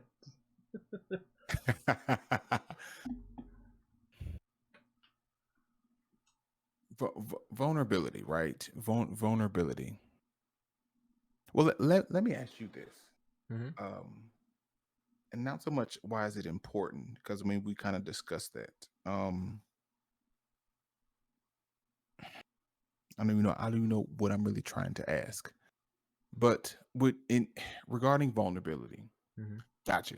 If are there any maybe tips and strategies that you've developed in this being vulnerable kind of thing that you could offer to someone who is looking like, I'm very closed off, all those kind of things. How do you come out of that? How do you be vulnerable, or at least more vulnerable? Willingness, honestly, just a willingness to want to do it. Is this vulnerability thing something you actually want to do at all? Like, is connecting people, like, is the idea of having this conversation, like, let's say Hammer and I didn't have an audience, we were just bullshitting with each other. Is that something that you want to have with another person? Because if it is, then okay, fine, you have a place to begin. I would say start literally anywhere. Because again, and also, like, know your audience too. If you know you're talking to somebody who's not going to receive you the way you want to be received, it's not necessarily worth that journey either. Again, this is only to help enrich your communication with other people as far as like this whole being vulnerable. Like the fact that Hammer and I have done this is because, you know, if Hammer told me to go fuck myself or you know, laughed in my face or whatever, then this wouldn't be a thing. We'd just be two people who know each other on Twitch, and that's it. You know? But because we're so similar in this space, we got to this place where we wanted to do this. So to answer your question, I don't have a one specific thing I could think of. I think again, willingness to want to have these conversations, and also I would say the vital thing that you brought up, learning to be okay with who you are and your experiences. Do not diminish what you have gone through in any way, shape, or form compared to anybody else, because you're your own person. Your story is your story, and own it. Because that's a mistake I made. That's what like pushed me away from being okay with my own things and sharing my own stuff. I know my story isn't, you know, flashy, and you know, I don't have that junky pride that some people do in the program. So for me, it was like, just I got to be okay in my own skin. I have to be okay with my own story, because the thing that brought me to the place that I am, or I was, is the same thing that brought them to where they are.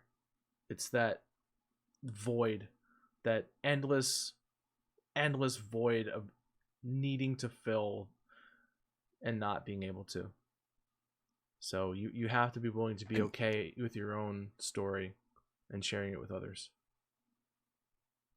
and that's basically what I was thinking. Basically what I was thinking. So a question came in over on my side.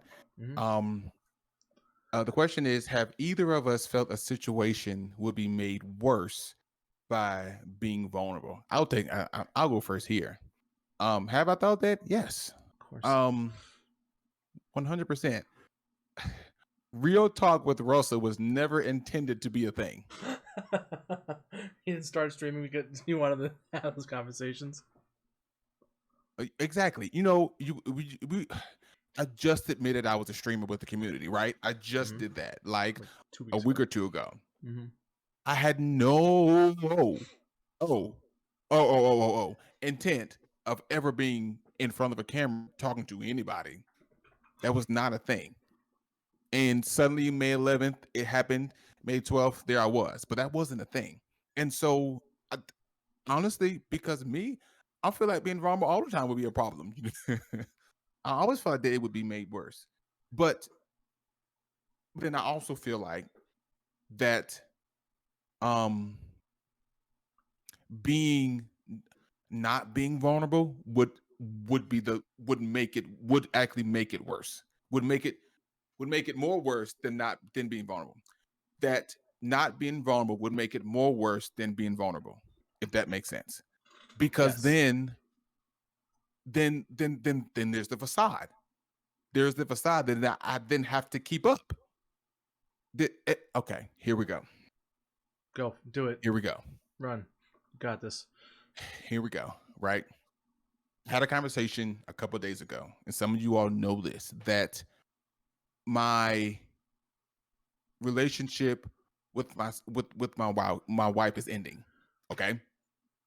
Let's just put it out there. It's ending. And I had to be in a vulnerable place to say, hey, look, this is not going to work.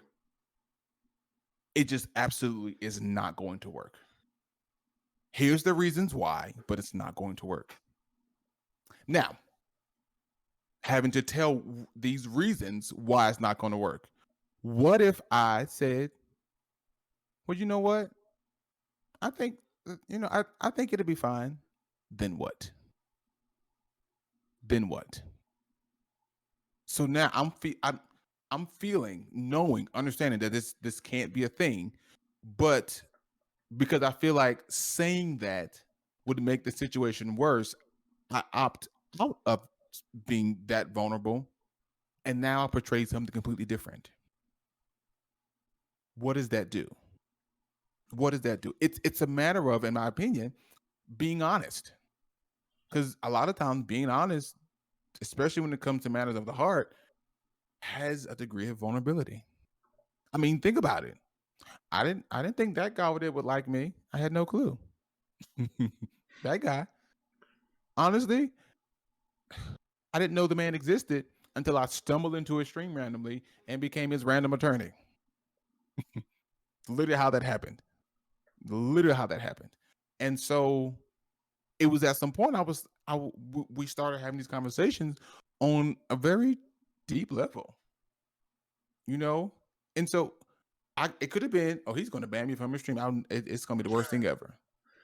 Because I thought that I'm like, here's this random guy. He doesn't know where I came from. Just all of a sudden, one day appeared, and now we have some deep conversations. Really? Really? Just like that? Yeah, dude. I don't know who you are. Go get some help. Never come back, please. Get the fuck out of here. you know, you're like, nah, we not doing this. Keep you. You got some stuff going on. I do too. So do that. But my being vulnerable. Look where we are now. Look, literally where we are now. I mean, you all know how many times have you seen him on my stream, right?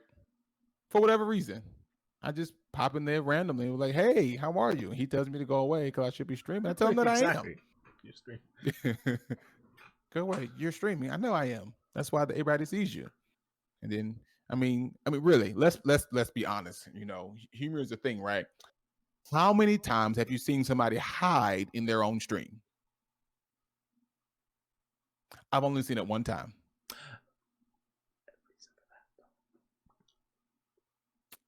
I'm like, he's literally hiding from me in his own stream. You've seen it 3 times. It doesn't happen often, mistress. It's a rarity. Wait.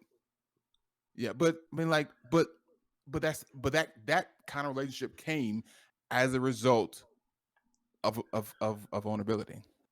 It literally came from the fact of both of us being vulnerable. And so, have I felt that? Yeah, I have. But I felt that not being vulnerable would be much worse than the results of being vulnerable. I agree. I want to make a point to the question. Also, I want to bring up what Everset brought up too. So a couple things. So one thing that is crucial to this conversation that neither of us brought up yet, just because we're talking about being vulnerable doesn't mean we're saying put yourself in a position to be victimized either. Because being vulnerable to me is an asset. It's a strength. It's saying I'm being honest about who I am because I'm tired of all the bullshit layers and filters I would normally put in front of myself. So you're just getting everything. I'm not going to allow myself to get hurt by being vulnerable because you can't. Here it is. Here's everything I am. Here's the man that I am. What do you have? What do you have that I'm not offering already? You can't hurt me in this space. I'm not saying put yourself in a situation where people could take advantage of you for being vulnerable or hurt you in some way. Obviously, like, you still need to have your wits about you in the world because, people are animals and they're going to take advantage or try to hurt you or whatever. It's just the way it is. But I'm also an optimist, and I get far more of these conversations than I do the other, putting myself in that position. So I will say, let me make sure I got the question right. What was it again? And real quick, I'll also say you don't have to put all your business out there. You don't have to just randomly just say, you know what, I'm being vulnerable. Here's all everything of my business, all of it, just all of it. Here's my trunk, here's my luggage, here's my baggage, all of it. Just dump it out. That's not what we're talking about. No. Not that. And then know your audience. The question is, have either of you felt a situation will be made worse by being vulnerable? Yes, absolutely. So, talking about being sober, clean, or whatever in the corporate environment has always been something I've been terrified by because, let's be honest, people judge. I don't care, especially in the last 10, 15 years since the skyrocketing rates of substance abuse have not just affected our country, but just the world in general. There's far more people who are recovering addicts or who know somebody who's a recovering addict or somebody who died because of addiction. But let's not kid ourselves. There are still a lot of people who judge. And so yes, being vulnerable in that space, um, I was definitely concerned because I didn't want it to impact my career. I didn't want people to, maybe not consider me for a promotion or a raise or whatever because I, told them that, hey, I used to be an addict. I was an active addict. So yeah, to be honest with you, absolutely. There are times when I felt like that would hurt more than it would improve. But again, that's knowing your audience. Like Hammer said, you don't have to have all your business out there. You have to know the place you're with. It's, I guess, I'll bring it back to the point I made before about the willingness. Are you willing to, if all the variables are in place, be vulnerable to open yourself up to other people and to allow yourself to show who the hell you really are? I guess, does that make sense? Perfect sense. Okay. And then I just want to talk about what Everset said really quick. So she says, I feel like the steps we go through for forgiveness is the very same that we go through for grief. We grieve the loss of a friendship or a relationship, etc., denial, anger, bargaining, depression, and acceptance. Yeah, I agree with that, with the caveat that that's a cycle. It's not a linear path because you you keep having to close the loop over and over and over again. The extremeness of it changes. You don't have that visceral like, Ugh, but there's still times where, again, as people, like having to work through and be able to forgive, that you end up going back to the denial phase where you're like, no, there's no fucking way I'm gonna forgive. Really? Have I been kidding myself this whole time? So yeah, I feel like I do agree, but just with the acceptance, like with the understanding that that's a cyclical thing, at least in my mind, anyway. Yeah, I agree, because if you're not careful, your acceptance, if you when you start thinking about it, will transition back into denial, Exactly. and then there you are again going back through it. I mean, I mentioned it earlier. Be like, but no, Exactly. okay, maybe they No, did make a mistake, damn it. Right. but no, you couldn't have. There's no way, Oh, you because specifically. you knew what you were doing, Right. and now we're here again. And so, yeah, definitely 100%. It can't be that. Um, but I mean, then that too. Ever said you can go in and out of each step multiple Mm-hmm. times. It doesn't even have to be that specific cycle. It could just be some sort of random assortment of those. If you're not careful, definitely if you're not careful. But yeah, 100%. and so yeah, definitely. It's a tough space to be in. It is very uncomfortable. But just because something is uncomfortable doesn't mean that it's the end of whatever. I think I said this before. I think it's we grow the most from these uncomfortable places. I think that we definitely I'm being we rude, but I'm change doing we the we thing. we oh no, you're good. I definitely think that I've always been told that it takes the bad times or the rough times to know what the good times are. Otherwise, if Yeah, something's always bad, then you won't have any comparison to that. But then it is very possible to cause these rougher times, these more difficult times, to be a positive time. I mean, and people have, excuse me, people have done whatever to me, because in my mind, I've somewhat trained myself that in everything that could seem negative, I've got to find something positive. You know, even if something as simple as, well, I at least I learned what not to do. If nothing else, I learned, don't do that because that's bad. If nothing else, and that will apply everywhere. But take it and make it something to grow by. Don't let it be something that chops you down, because it could. I mean, life can beat you down. It can beat you over the head, and it can be unrelentless, right. unrelentless, I know whichever what you one mean. is applies. Yeah. It could be it could just be that, whatever that word is. But sure, but you can take that, and instead of being pounded into the ground, let it solidify the roots that you have, and from there make it something that helps you grow. I think that's important, even out of all of this, whether it's unforgiveness, whether it's bad stigmas, no matter what it is. I think it's very important that we use it as a stepping stone. I've been told that things, like everything in life, could be considered a stone, right? It's up to you to determine whether it's a stepping stone or a stumbling block, right? So it's just a matter of determining that. Right. And I don't know where I was really going with that, but I just kind of started Well, talking. we're just that's okay. That's all right. We go off on our tangents. Yeah, I mean, I think ultimately we kind of did what we came here to do tonight. I think we set a really good foundation. We told a bit of our stories.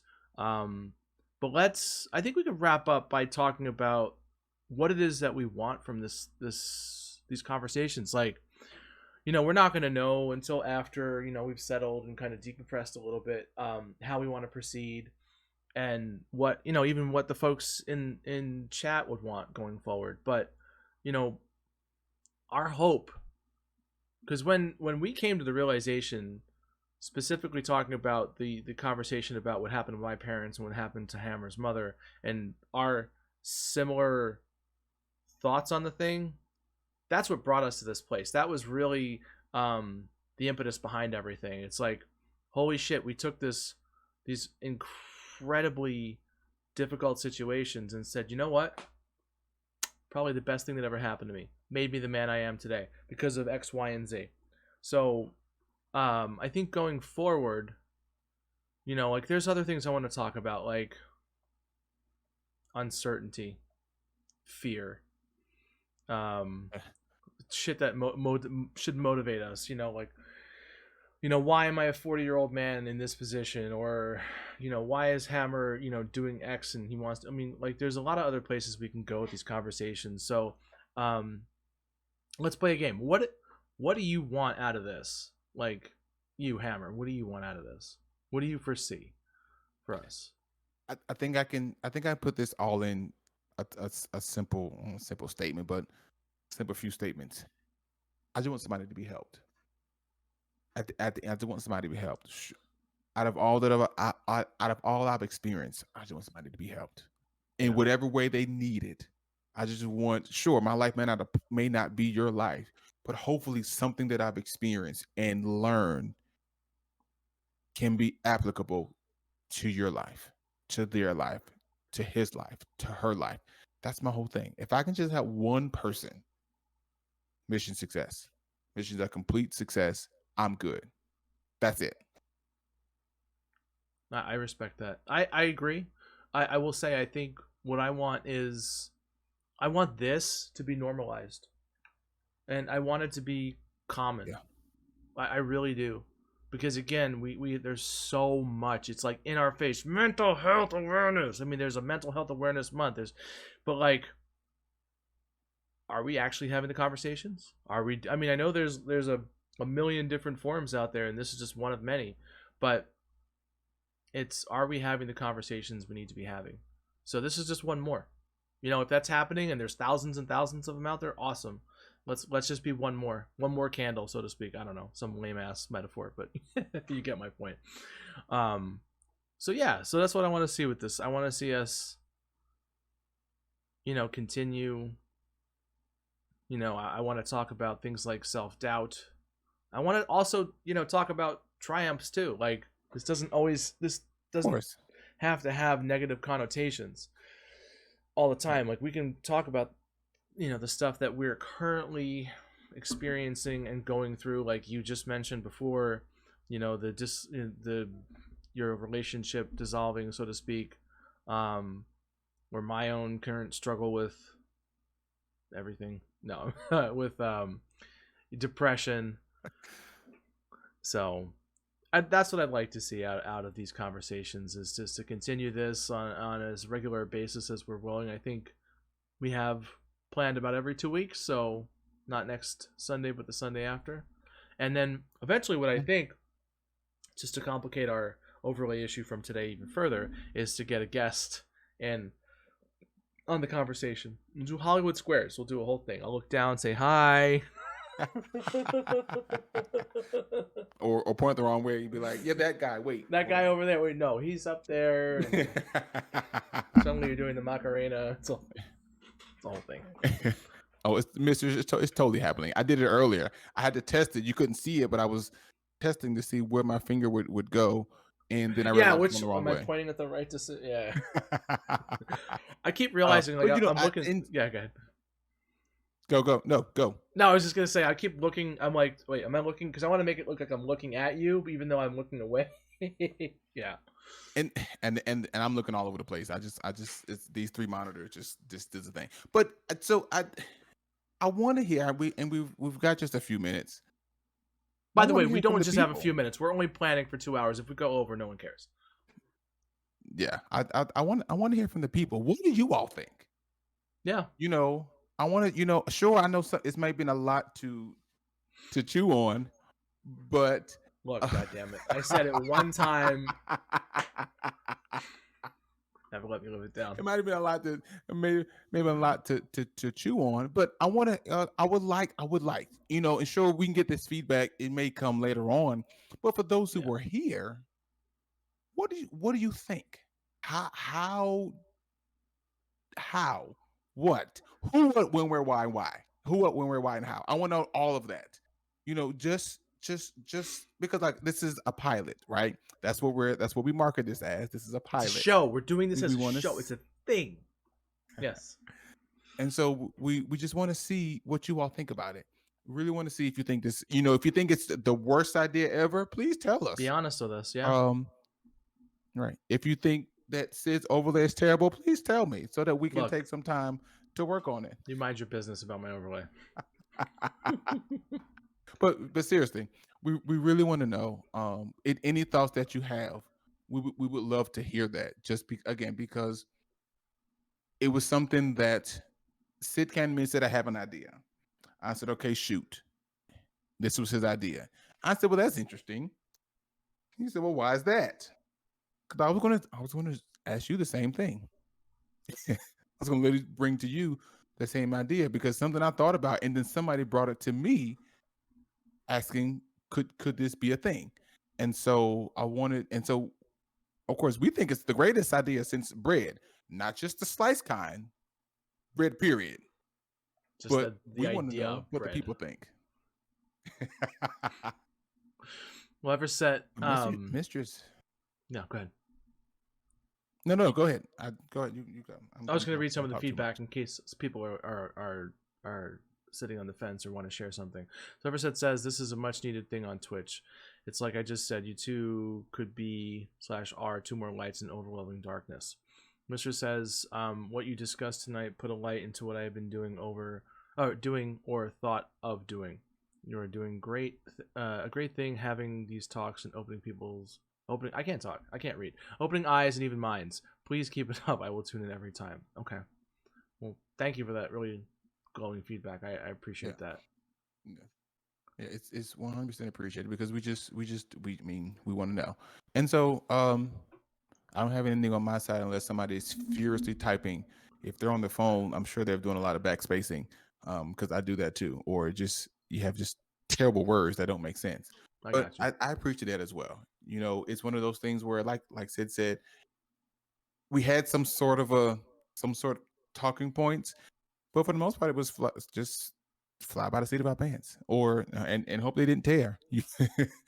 I hope they didn't rip. Didn't write a single it was thing literally down. just. I didn't have a single thought written at all. I told him 2 days ago, I was like, I'm gonna do a couple of bullet points, so I didn't do a fucking thing, no show prep at all.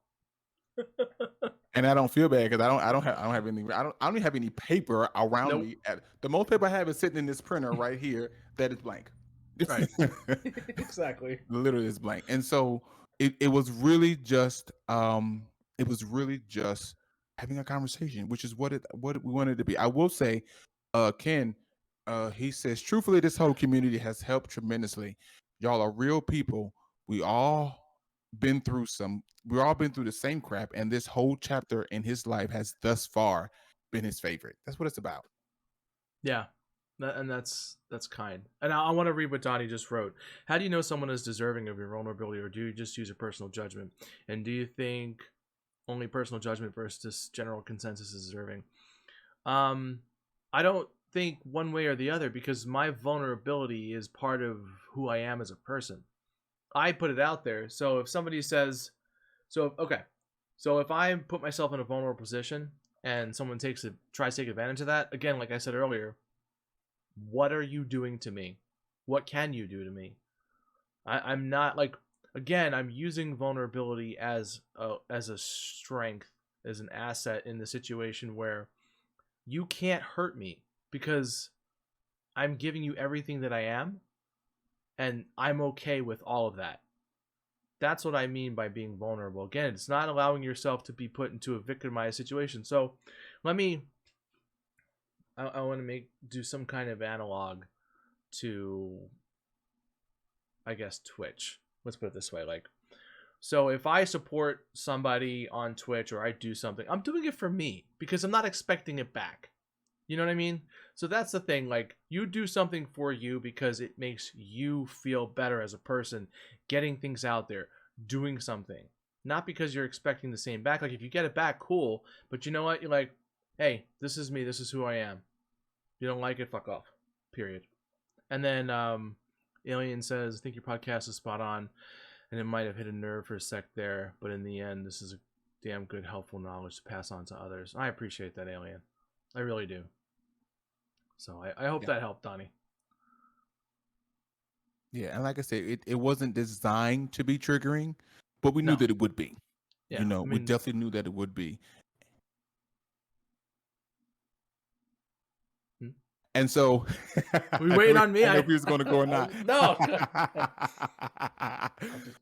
we knew that it would be, which is why we had the different different commands, things like that.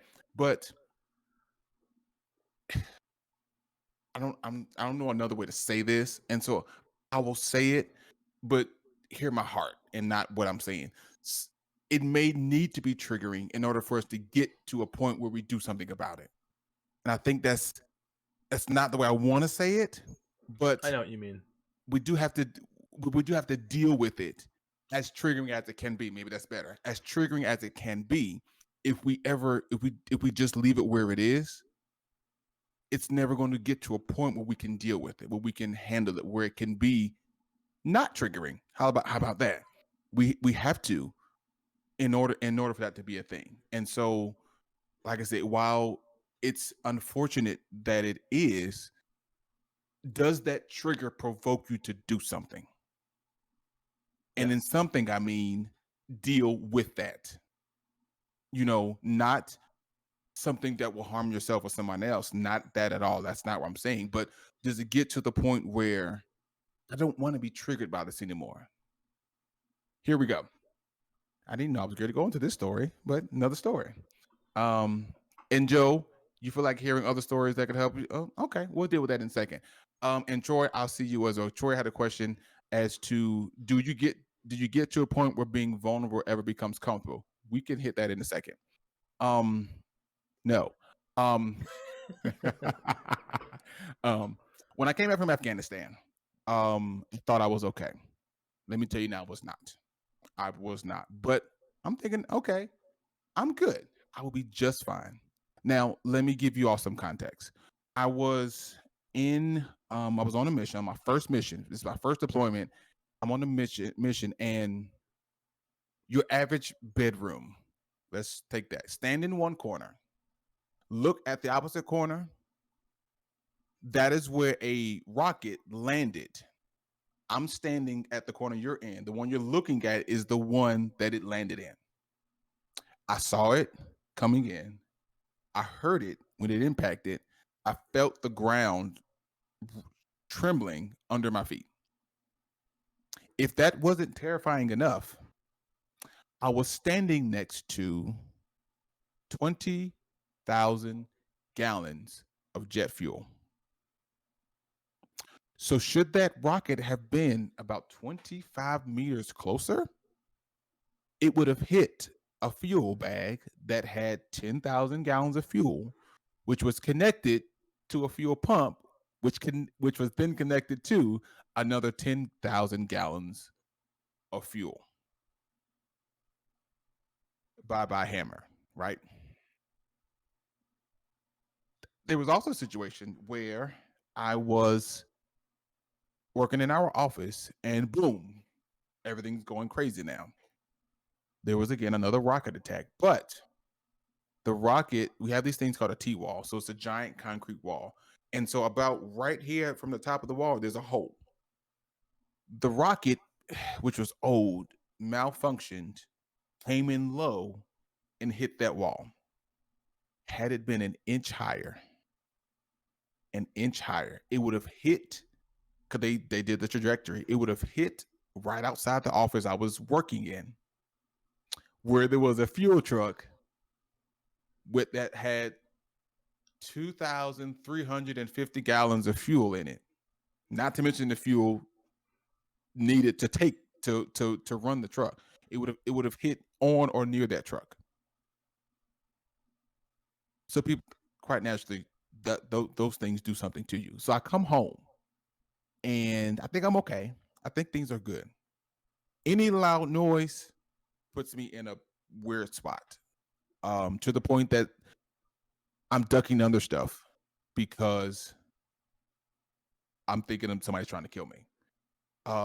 To the point that there was one night where, and I won't go too long, there's one night where I was at somewhere and they deal with the big air tanks, the skinny long ones. Well, they released the air at some point, and they did that, and it freaked me out.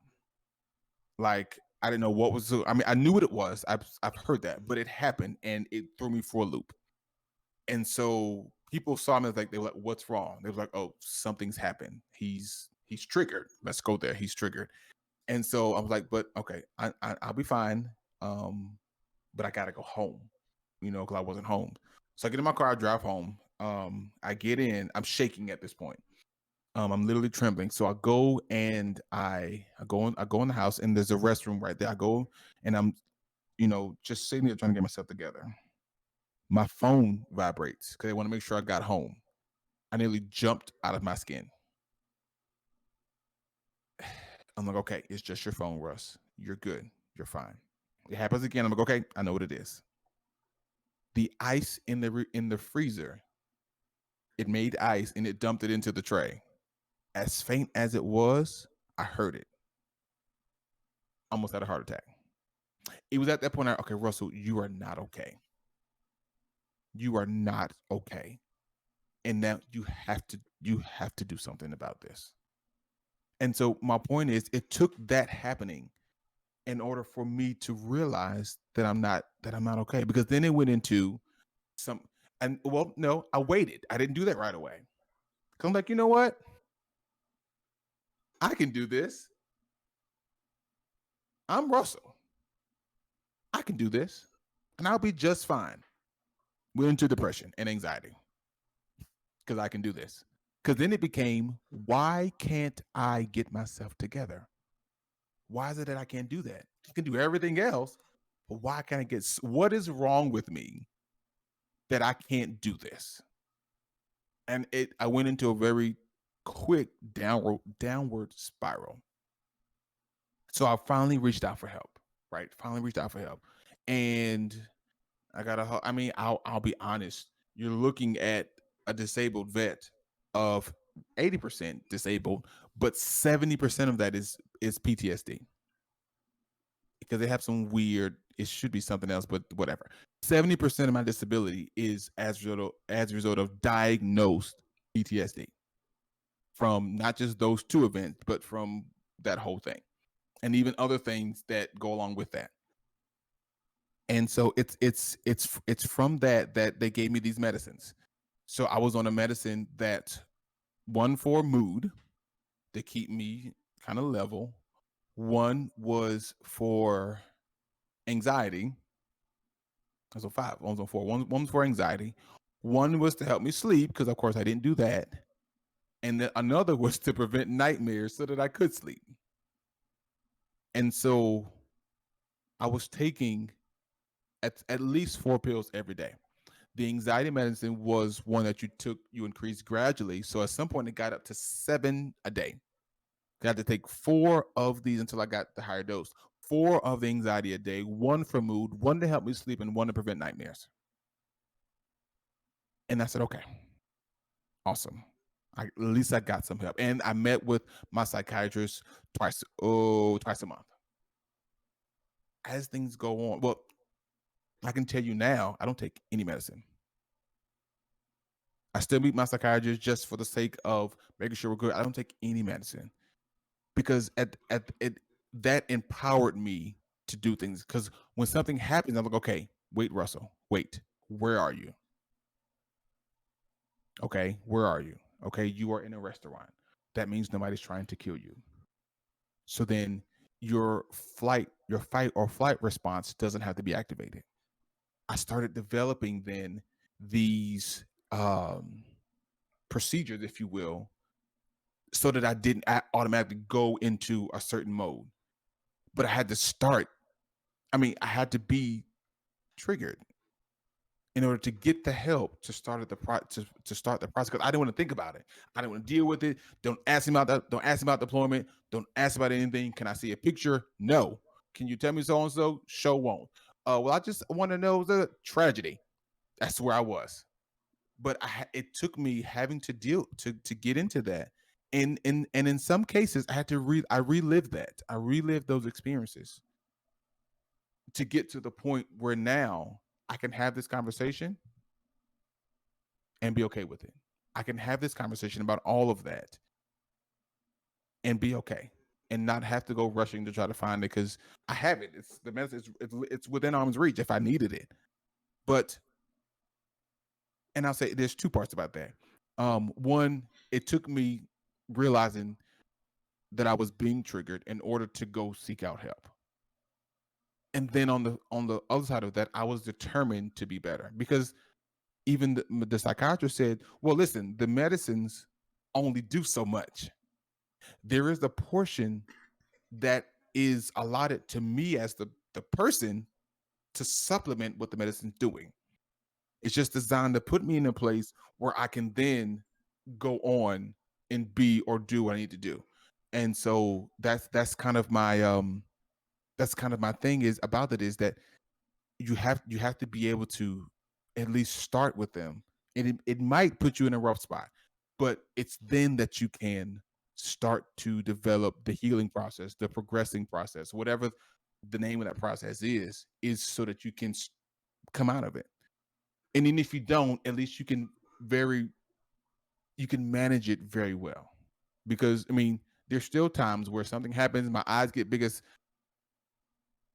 sorry, had a thought. I was thinking about the Flintstones, and Fred told Wilma that his that her eyes were beautiful like frying pans. What the fuck are you doing? And so I was curious saying that my eyes get big as frying pans. There are times that my eyes, and you know my eyes, they get big, and you know something's up. But because of a determination that I had, it doesn't send me flying under tables. A guy that I went with, he was in the mall and a balloon popped. And he took his girlfriend and like threw her to the floor and was covering her because of things we went through in Afghanistan. I wasn't to that point, but those are real things that can happen. And so I think I know my point was we may have to be uncomfortable. We may have to be in that triggered state to provoke us to get the help that we need. Well, thanks for sharing that because I know you shared part of that very briefly a while ago. God damn. Thank you. I don't know what else to say to that, but just thank you for sharing that. I'm looking something up because I wanna share something really quick with based on what you just talked about. Because it's really vital to me to part of this, and then I think we'll wrap up after. Um, okay, let's do this properly here. A second. Okay. So with regard to you taking action. So one of the things, this is gonna wish me luck, because this is gonna be a bitch to navigate through. To get to my point, one of the things in the 12-step program, step number 8, okay, we made a list of all persons that we had harmed and became willing to make amends to them all.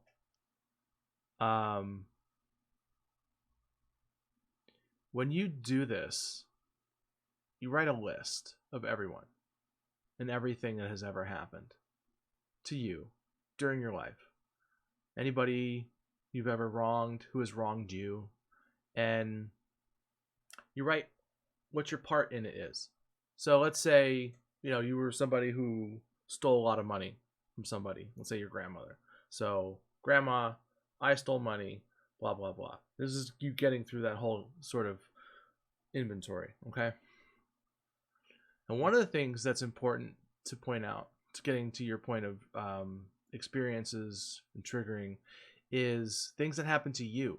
You have to write those. So let's say, and again, this is a hard one to navigate through, but this all comes to a head to the point that you made. Let's say you were abused in some way, shape, or form when you were young, okay?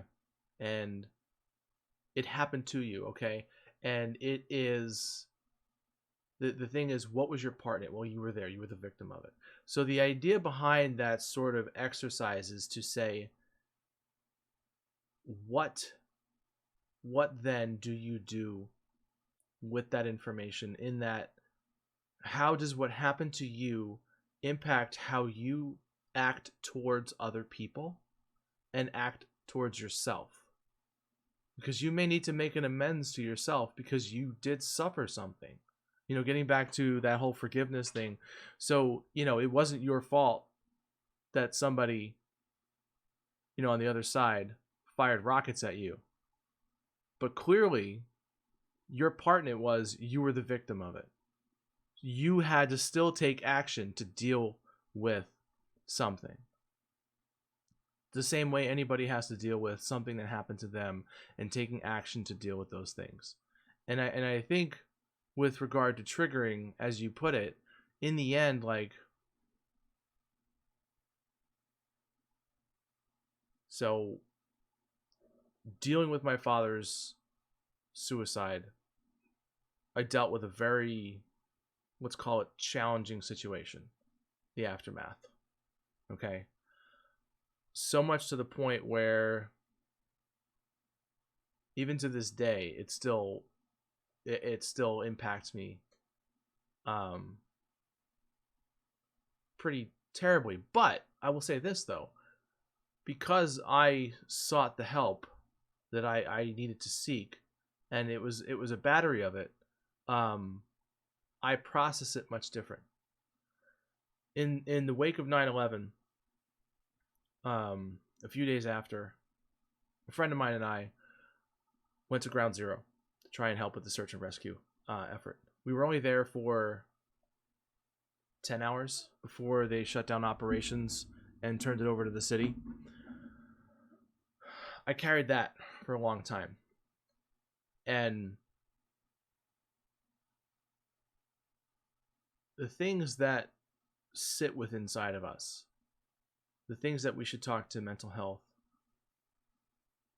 professionals about, these incredibly triggering events that we deal with all individually, in the end require us to take action. And I'm not saying these are easy things, but how it ultimately boils down to, and this is why I'm relating it to that step in within the 12 steps, is how are you treating yourself? How does that make you treat others? Hammer, having been in a combat situation, how are you treating Hammer, and how are you treating your family, your friends? Were you whatever? The same way with me, in the end, how was I treating my wife and my family? That's what that boils down to. Nobody is saying that those other things, like, you're in any way at fault, but how you proceed in treating you as a person and others that's the thing that you have some control over. That's a thing you can take steps towards healing.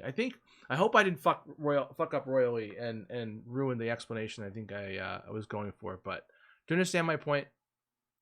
Because ultimately, Yeah, like, it's yes. good. Yeah, it's 100%. The issue is there, right? But what do you do? I think we've talked about that before too. At some point, it's there. We know that we have to do something, Right. from there, or and acknowledge what you're doing, and is it the right course of action? Whether How about this? Whether intentional or not, because you could be treating somebody poorly because in a because you're triggered, and you may not mean to. It may not be your desire, but it's happening. It's a real thing that's happening. So, and then, I mean, you said it. Determining what is actions that are being taken, and then are they appropriate, and then what do you do from there? But it's not that, and it's also not that simple because I'm not sitting here trying to quantify Yes. it as this very simple task. This is clear, but again, like, No. as the banner above us says, difficult conversations. Like, this is the point of this thing, this whatever the hell this is to have that difficult conversation with yourself and be comfortable with going to that place. Yeah. You know, Yeah. Yeah. And I'll say this: that none of this. We're not trying to minimize the process of any of this. It's not just, not even in the oh, this least. happens and then you're done, just like Yeah, that. just move the You fuck on. know, It's fine. no, not like that. But it is to at least explain that there is a process. That you do have to go through certain steps, but those steps aren't always immediate. It is not. It is It's not. lifelong. Oh, I acknowledge it. Oh, I'm good. All right, let's go. It's not that. It might take a year for the acknowledgement, and then it may take another 5 to deal with acknowledgement. It's that kind of thing, but it's just to make you understand that there is a process. There is a process in it, and sure, these might be the very quick steps. It might be very quick to name the steps out, I was but gonna say, yeah. these things, these real things take time. They really do take time. So understanding that, sure, understanding where you are in the process. How about that? Okay, so I'm at this point. I know I've got a few more things to do, but I am at least in the process. Because I know me, I've been one to be like, well, you're not really doing anything. You just kind of here, but then I have to take time to realize, oh, wait a minute, I did this, I did this. Okay, so I'm in this step, and it allows you also to focus your efforts in a sense. If you're knowing that you're trying to deal with what you've acknowledged, then you can kind of know what to do. Because even in that step, you may have multiple actions in the one step from that. So I want to make sure that we're not giving the impression that, and we've said it, but just not that this, and you're great. And just like Yeah. that, within 15 minutes, you're good. I guess ultimately the point is you are worth being at peace. You are worth having peace of mind. That's I think the message that I am trying to convey and what I draw from Hammer's message. It's you deserve some goddamn peace. Period. End of story. And again, that could be a few months, a few years, a lifetime. Because some of the things that people talk about that we won't broach on this conversation or another one take a lifetime to deal with, but it is worth dealing with, and that's the message. Like, is we can sit here all night long and talk about all the disclaimers that we're not mental health professionals, we're not this, and also, I know even within that space of finding help is difficult. Navigating the healthcare system, that's a whole conversation for another stream, another podcast, not here. All those spaces, I mean, look, you're a veteran. The VA, I'm sure, is an absolute nightmare. We've all heard the stories. That's not the purpose of this. The purpose of this is just accepting, like, the conversation and the action, that, like, the ability to want to say, like, yeah, okay, I want peace. I want to do something. I want to be able to, like, start some kind of healing. I don't know. I think we're all over the road here at this point, but I think we got to our points. Ultimately. And well, this was Uh, great. Yeah, I hope so. I hope people liked it. I mean, we got some good feedback. What I learned from my career is listen more, talk less, and be compassionate. Tani says that's 100% right. That's 100% right. Listening is important. I may suck sometimes at not interrupting people, but I think I'm a decent listener for the most part. So, Or let them tell them, hey, I was talking. Wait a minute. yeah, that's true too. Well, I think we did it, my friend. I again, if there's anybody left in chat and you want to continue this, if you have any feedback that you don't want to share in the stream, but you feel free to just message me. Message me offline. I'm not going to speak for Hammer, but just feel free to Same reach for out. me. Same for me. Okay. Same for me. If you want to reach out. There are mental health channels in both of our discords if you choose to use them. So please, there are people who are in there who will offer, and if anybody decides to be any other way, then you won't see them long. Yes, those kind of exactly. things. So you do have those resources. So please, by all means, it's not this is not a one-off thing. So we'll have these things, but you at least if you need to reach to somebody offline, definitely do that. Just for the sake, even if it's just bouncing ideas off each other. I do it to that guy all the time. But like, I got a question. He's like, okay. Okay. Okay. Or I was like, or I mean, there's been times like I got an issue. Or I'll just come out and just say with like the time I talked about being insecure. I was like, so something made me insecure. just Yep. right out there now. Not hey, not good evening, not how are you? I This got a is how to problem. start a We need to talk right conversation. now. Right. So please, definitely. All right. I'm good. What Vanessa says, she's glad that she caught some of this conversation. Thank you so much for doing this.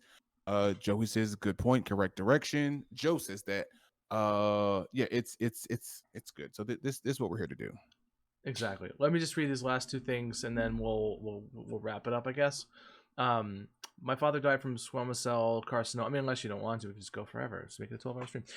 Which is a very aggressive form of skin cancer. Denial took a couple of weeks. The anger towards him and myself were years.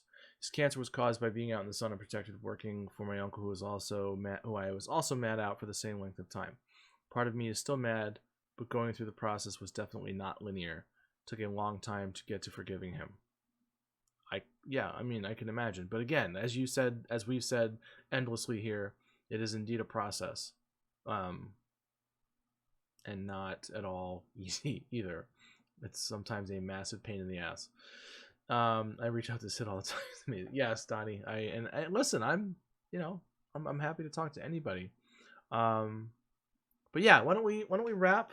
I'll just Yep. chat for a minute, and we'll talk offline, and we'll figure out the next time we're gonna do this. But this was great, my friend. Thank you for agreeing to put this together, and for Hammer's chat. Thank you for stopping by tonight. You guys are amazing. Supporting Hammer. He deserves more support. All the love. Everybody in your chat knows me, but Bye, guys. All right, I'll see you, my friend. are we going to just end it? Are we going to show somebody some love? What are we going to do? No, I think I'd like to raid out. I just can't do it in here. I gotta shut my camera off and do a whole thing, and because we haven't Oh my coordinated god. and figured life out yet. All right, hold on. You know what? Fine. Let's figure it out. Well, first of all, I want to say hi, Wild Bagels and Vulcan. Thank you guys for the raids. I appreciate you. I cannot go back and say hi to everybody because I just missed so much. I hope people weren't upset by that. I wanted to focus on the conversation, the lack of interruptions. So if I did miss anything anyone said, please understand this. We're just feeling this whole thing out, and you know, seeing what's going to work and what's not working. Thank you both for doing it. Thank you, Kissy. Thank you for saying that, friend. I really do appreciate. But I think we'll head out to. You wanna do a double raid? What do you want to do? Oh, why would we not do a double raid? Thank you, Everset, for all of your help too. I appreciate it. Yes. Oh my Oh, God. raid. All Whoa. my mods. Holy crap. This would be even more of a shit show if not.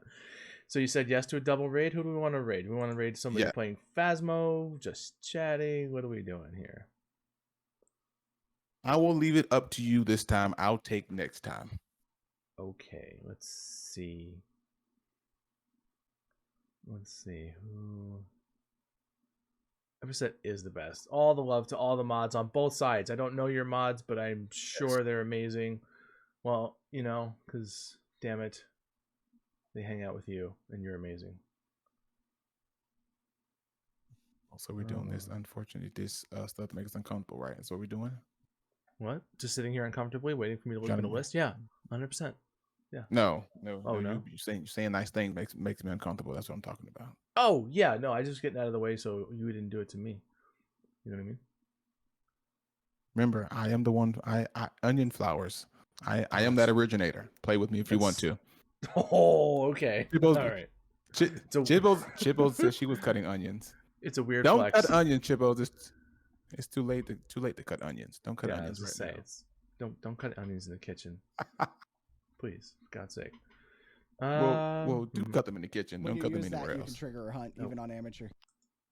Let's see. You know what? We can let's raid out to Mighty Chingus. Let's send everybody over to some Phasmo. How about that? Does that sound good to you? I've been raided out to him all forever. for it. Okay. All right, let me switch over to. Oh, thank you, Everset. Yeah, so if you're subbed, copy the first one. If you're not subbed, copy the second one. Yeah. Thank you, Everset. I got it. I forgot. Again, if I missed a chat, if I missed anything, please understand. You know, we're just trying to feel this whole thing out. But we're gonna find a different way to do it next time, and blah blah blah. We'll work it out. But love you all. Thank you guys for joining. Invalid username. What? Oh, that's right. I can't use the @ symbol. It has to just be the name. Raid has been created. There we go. All right, I will be on tomorrow for some Faz. Again, to Wild Bagels and Pokemon Mongo, thank you for the follows and for the raid, Wild Bagels and Vulcan. All right, let's go say hi. Go show some love to Mighty Chingus, and I will see you guys tomorrow. Hammer, love you, buddy. Thank you, my friend. See ya. Love you too, my dude.